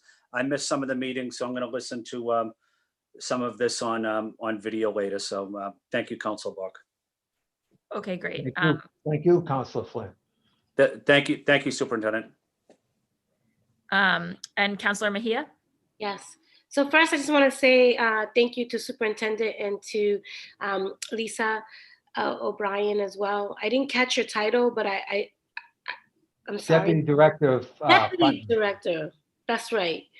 Yep. Even then, Superintendent, you don't let Lisa answer for herself. We're gonna have to work on that, okay? I just want to build her up. Now she can. Yeah. The next time, we'll put you on a timeout. Okay. So I just want to say thank you to you both and Deputy Superintendent Ching too for participating with us today. I know it's not easy to be in these spaces when we're like asking you all 101 questions, but I just really do appreciate you all leaning into the conversation, because I know a lot of people who are following us in different spaces are new to a lot of this information, right? They don't know how city government works. They don't know how decisions get made. So, we really do appreciate you all leaning into the conversation. But I have one question, and maybe it's not here, but I'm curious. I know I've heard some of my colleagues talk about utilizing civilians and other, there's so many people who are unemployed right now in the city of Boston. What opportunities and what prevents us from hiring regular people, I guess, I don't know what word to call folks, to do details as opposed to having police officers? And what opportunities exist to potentially utilize folks who have entry level, who can help support some of the writing and the court appearances? Like, I'm just trying to think of what are some of the cost effective ways that we can employ other folks who are not police officers to assume some of these roles that may help us reduce the budget. Something to think about. And what prevents us from doing that? I'm curious. And then I'll answer those questions and then I'll wrap. Yeah, well, I think some of this, that has many variables and multiple possibilities on the answers. So for the flag men or women, you know, again, that's contractual with the city and the state and with the unions. And we find it, you know, a lot of those details that go uncovered, you know, like so they'll have some covered, like the more important ones are covered that provide the public safety. So, you know, I can't even speak to which ones are uncovered because I know like sometimes Fenway doesn't get covered, but so then we have to cover it on tour, you know, with the officers that are working, we backfill and charge the Fenway overtime. But anyway, yeah, so to answer your question, there's too many possibilities and variabilities to answer that question. We could spend, that's been a whole controversial issue for many, many years that I would like to avoid getting into. And do you think that we might be able to, don't show that gravel, Bach, I still got a few more minutes, okay? Do you think that we might be able to, in this moment in time, figure out how we can address this issue in a way that is fair to everyone? I mean, I know that apparently, no, there's no hope. Well, I don't know. Again, that thing has been debated by many levels of government and people, you know, for years. And I want to stay out of that conversation. Okay, there's a reason why. Sorry. No, listen, there's always a reason why, and I always got to figure it out as I go.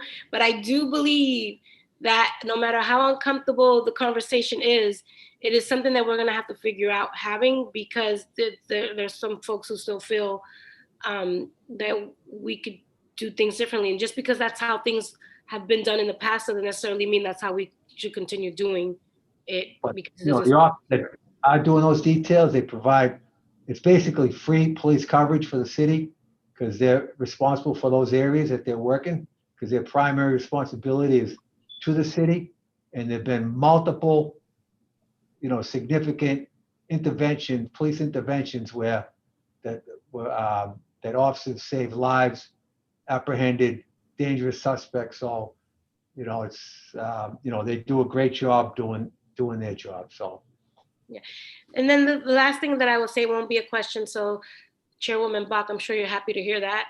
But it's just more of my ending comments is that, you know, I think as we continue to move forward in this conversation, I think that the more information that we can share publicly, whether it be through a dashboard, people just like to see things, they like to see movement, and they like to see as though there is some level of like, we're getting somewhere with this discussion, right? So I think that it would be helpful if we could have, I love the idea of doing these things quarterly, but if we can hold ourselves accountable to a few action items that we're going to do this between now and the next 3 months, and then call people into the process to see how we can support those action items. But I just think that we can't keep going around in circles and having the same conversation and expecting different results unless we really start building the infrastructure for what accountability is going to look like.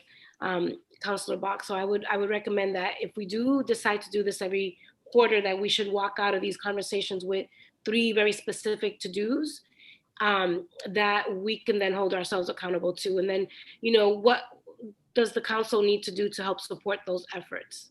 I think because it's going to take all of us to move the work forward. And so I would recommend that we figure out what that looks like.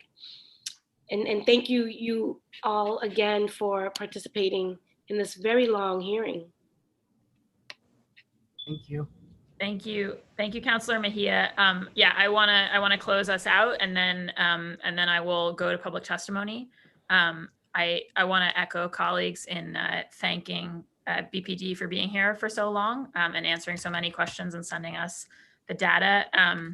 I think that as a number of colleagues have said, I think that the council feels strongly that we need a clearer plan that's more structural for how to really achieve the savings that are built into the budget. I'll quarrel with Councilor Arroyo only to say that I think one of the issues that came up when we were voting on this budget, he mentioned not believing that we had a plan to get this done. My concern was there were also folks who were proposing that we cut the overtime still deeper.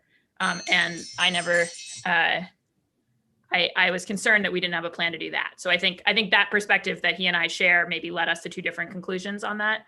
But I think there's no question that to reduce the amount of overtime that we're talking about here, we need structural changes about the way that we think about police staffing, the way that we approach civilianization, getting back to the sort of 97 civilian jobs that the department was talking about in the summer.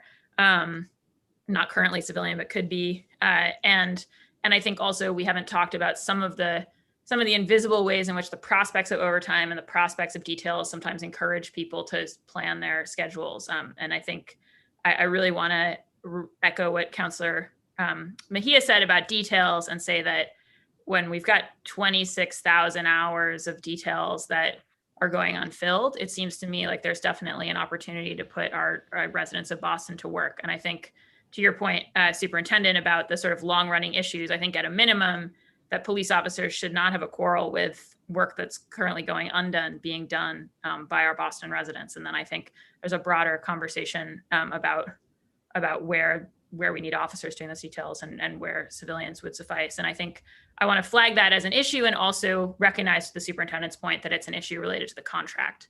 And so that's a conversation that we'll be having in a different hearing, but one that's running very parallel to this. I do want to raise significant issues about the number of sick and injured officers, and I appreciate Superintendent and Lisa and Deputy Superintendent sort of the references to the fact that the department itself is also really concerned with that and trying to figure it out.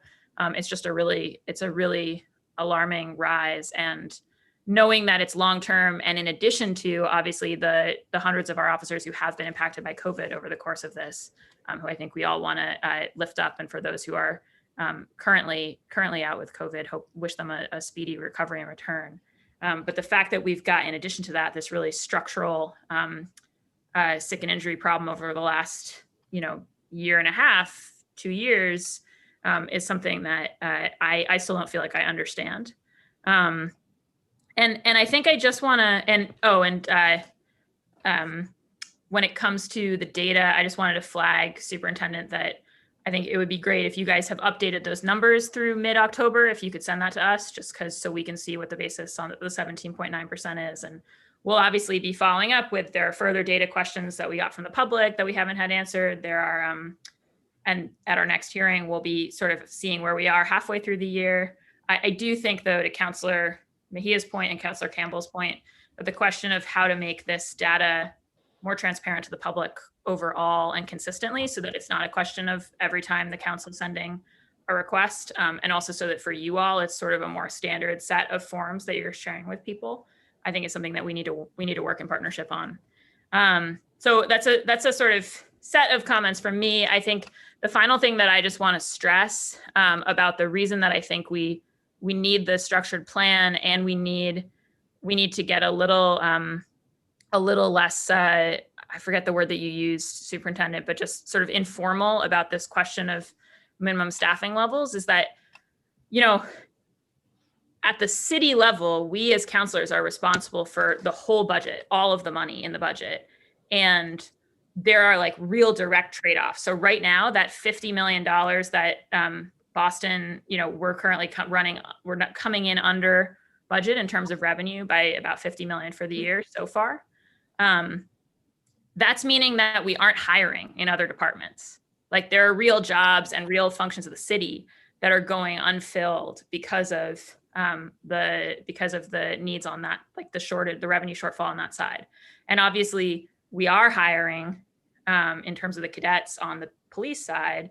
And part of that is related to this assessment of minimum staffing levels, the assessment of replacement needs, et cetera. So I just think it's really important to stress that the city money from the general fund is fungible and that it's money that we're looking at to simultaneously address needs across all our departments.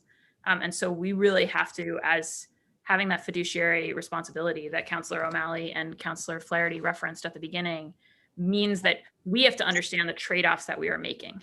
And I think that that's what you're hearing frustration from us on, is just not being able to fully understand understand and frankly make judgments about those trade-offs. And so we're going to continue to push for more transparency there. But I am grateful to the department for the data that you provided to us today, and for the extensive time, and to all my colleagues for being here and participating in the hearing. With that, I want to let the department go and say thanks again.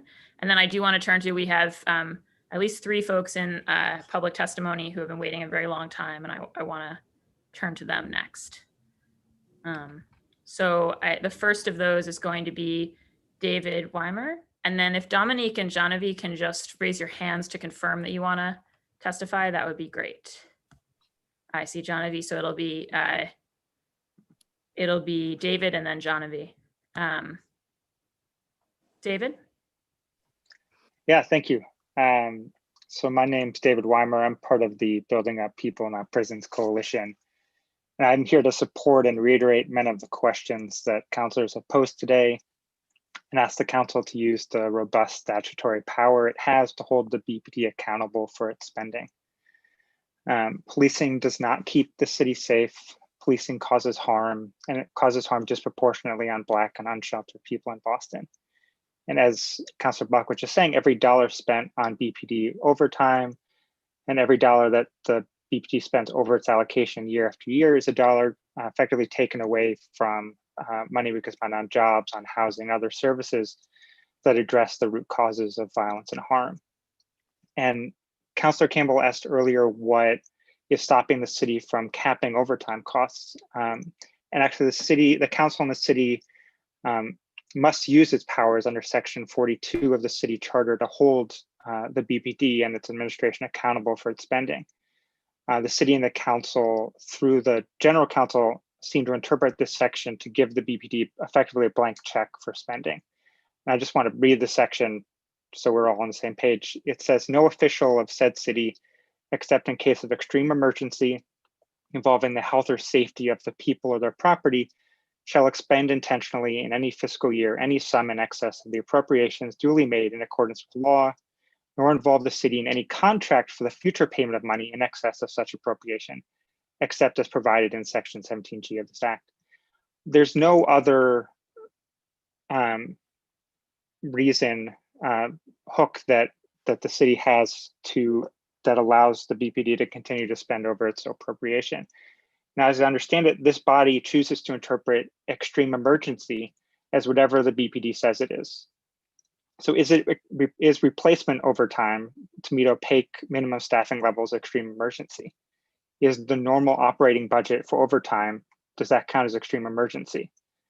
In my view, this interpretation abdicates responsibility for holding a department accountable that, through its lack of transparency, I put in a public record request about these minimum staffing levels and was told the department has no records about it.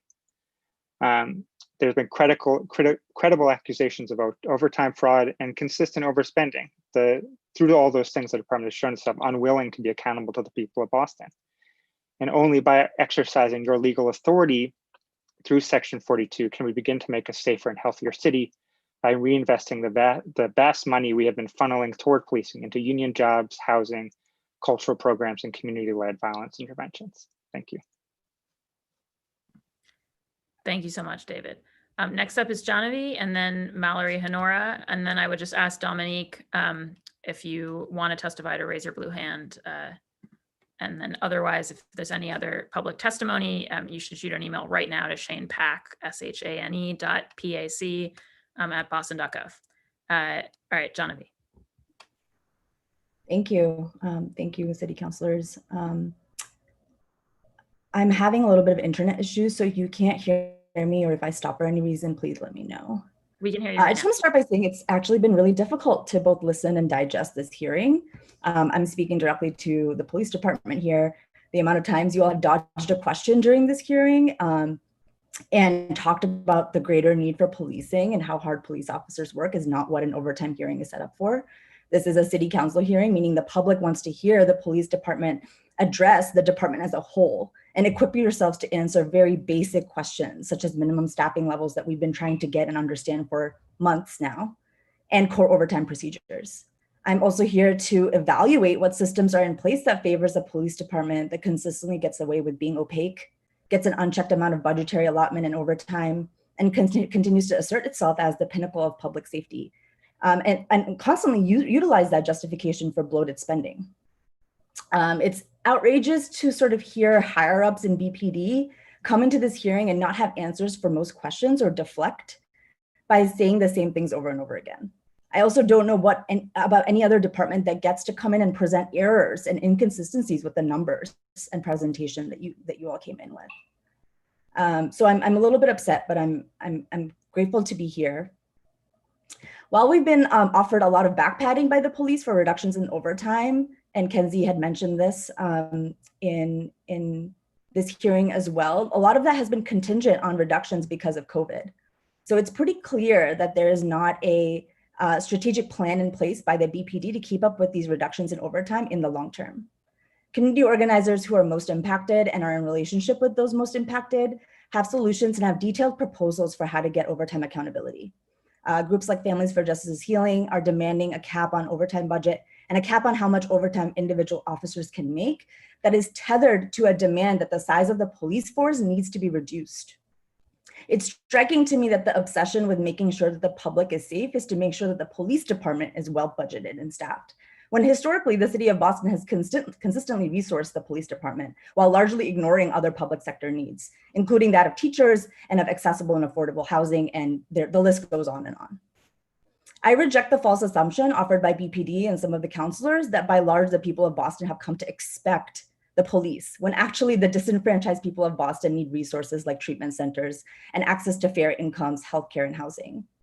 I'm also aghast to hear about the excitement in rolling forward with a regional lockup and situating a treatment center within a jail. Jails are not service providers, nor is it appropriate to infer that.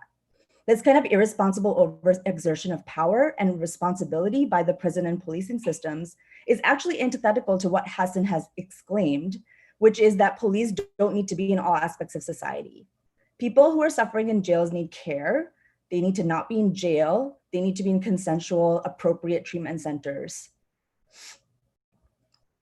I'll just end by saying there's a long list of questions that Councillor Campbell mentioned coming from community organizations that I really look forward to getting every single answer to, since many of those questions were not covered by city councilors today who did receive these questions in advance. We will continue to ask questions and demand greater transparency, not only from BPD, but also from city councilors. Lastly, for those watching, the police contract is currently being bargained. So there is opportunity here. And the first step is to bring some transparency around the contract negotiations so the public can actually understand what is being talked about, what is on the table during these discussions.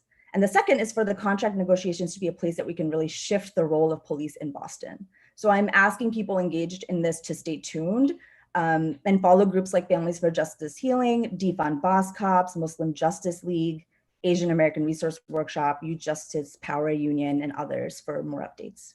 Thank you. Thank you, Genevieve. Mallory? Mallory, you're muted. Good evening, and thank you so much for having me. My name is Mallory Honora, and I'm the Executive Director of Families for Justice as Healing. We are planning to submit written testimony, and our members have been watching all day. We're also leading organizing to shift construction detail jobs out of the Boston Police Department, so I do greatly appreciate counselors' questions related to that. We can put people who have been most impacted by policing and prisons to work at high-paying public sector jobs with healthcare, and we should. I thought it was really important for me to talk and go on the record to just absolutely reject the Suffolk County Regional Lockup as a solution to overtime. Families for Justice as Healing has been leading organizing against this at the state level. There was a bill proposed just this year that was put into study and the Suffolk County Sheriff's Department was advocating for it and also asking for more money for it. So I just cannot stress enough that a regional lockup or central booking, whatever word that you want to use, is just a euphemism for a jail, and specifically the South Bay Jail. The solution to mental and physical health issues, and in particular issues related to drug use while a person is in custody, is not another form of detention. It is no longer arresting people for drugs and mental illness. Jail is not treatment, and correction officers, guards, are not medical providers.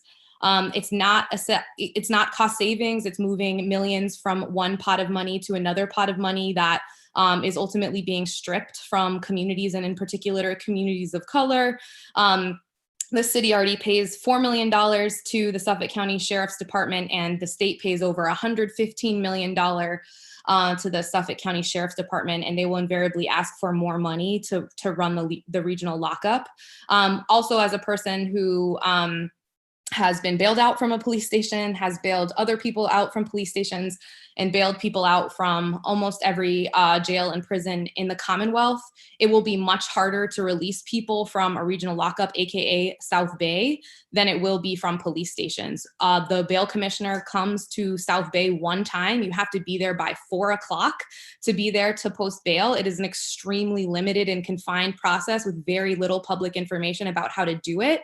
And people will just not be able to be free from that building. We're also concerned about any potential of building a brand new jail as a central booking or lockup place. We simply cannot morally or financially afford any new jail or prison construction. So really, I already know the council is exploring ways to limit the roles and responsibility of police officers. And for us at Families for Justice as Healing, we want to see an end to drug arrests, period. And we want to see police away from any crisis that communities are experiencing and non-armed responses to those incidents. So what we need in order to do that, of course, is significant investment in community and neighborhood level people-led responses to harm and trauma. And that, of course, includes healing and drug treatment. So just wanted to go on the record and just oppose in the strongest terms any other forms of detention. And certainly I am not in any way saying that jail lockups are safe for people. They're absolutely not. But people need to be taken to consensually, when they want to, need to be taken to the hospital and to treatment centers, and hopefully to better funded community programs and not to any form of jail or detention. So really looking forward in future hearings, and again, in written testimony, we think we can create well over 200 high-paying jobs, and that's just for the detail hours that are worked. So we're learning today that more than half of the detail hours are actually rejected by the Boston Police Department. And so many Boston residents are struggling more than ever with unemployment. And so many have been historically struggling with unemployment, right? Particularly people with COREs. And this could be an incredible opportunity to pay people living wages with good benefits, high-paying public sector jobs, and moving that administration out of the BPD into City Hall, right? To be run. So what we plan on telling you way more about our neighbor support for that and all the organizing that we're doing and concrete plans to make that happen, and really hoping the city council expresses to the mayor's office that is a mandate in these contract negotiations. So thank you very much for listening, and look forward to communicating more via written testimony and future hearings. Great. Thank you so much, Valerie. I want to give a last chance, Dominique, if you wanted to say anything. All right, hearing none, I think it just remains for me to conclude the hearing. With this, this hearing of the Ways and Means Committee of the Boston City Council is adjourned. Thank you all.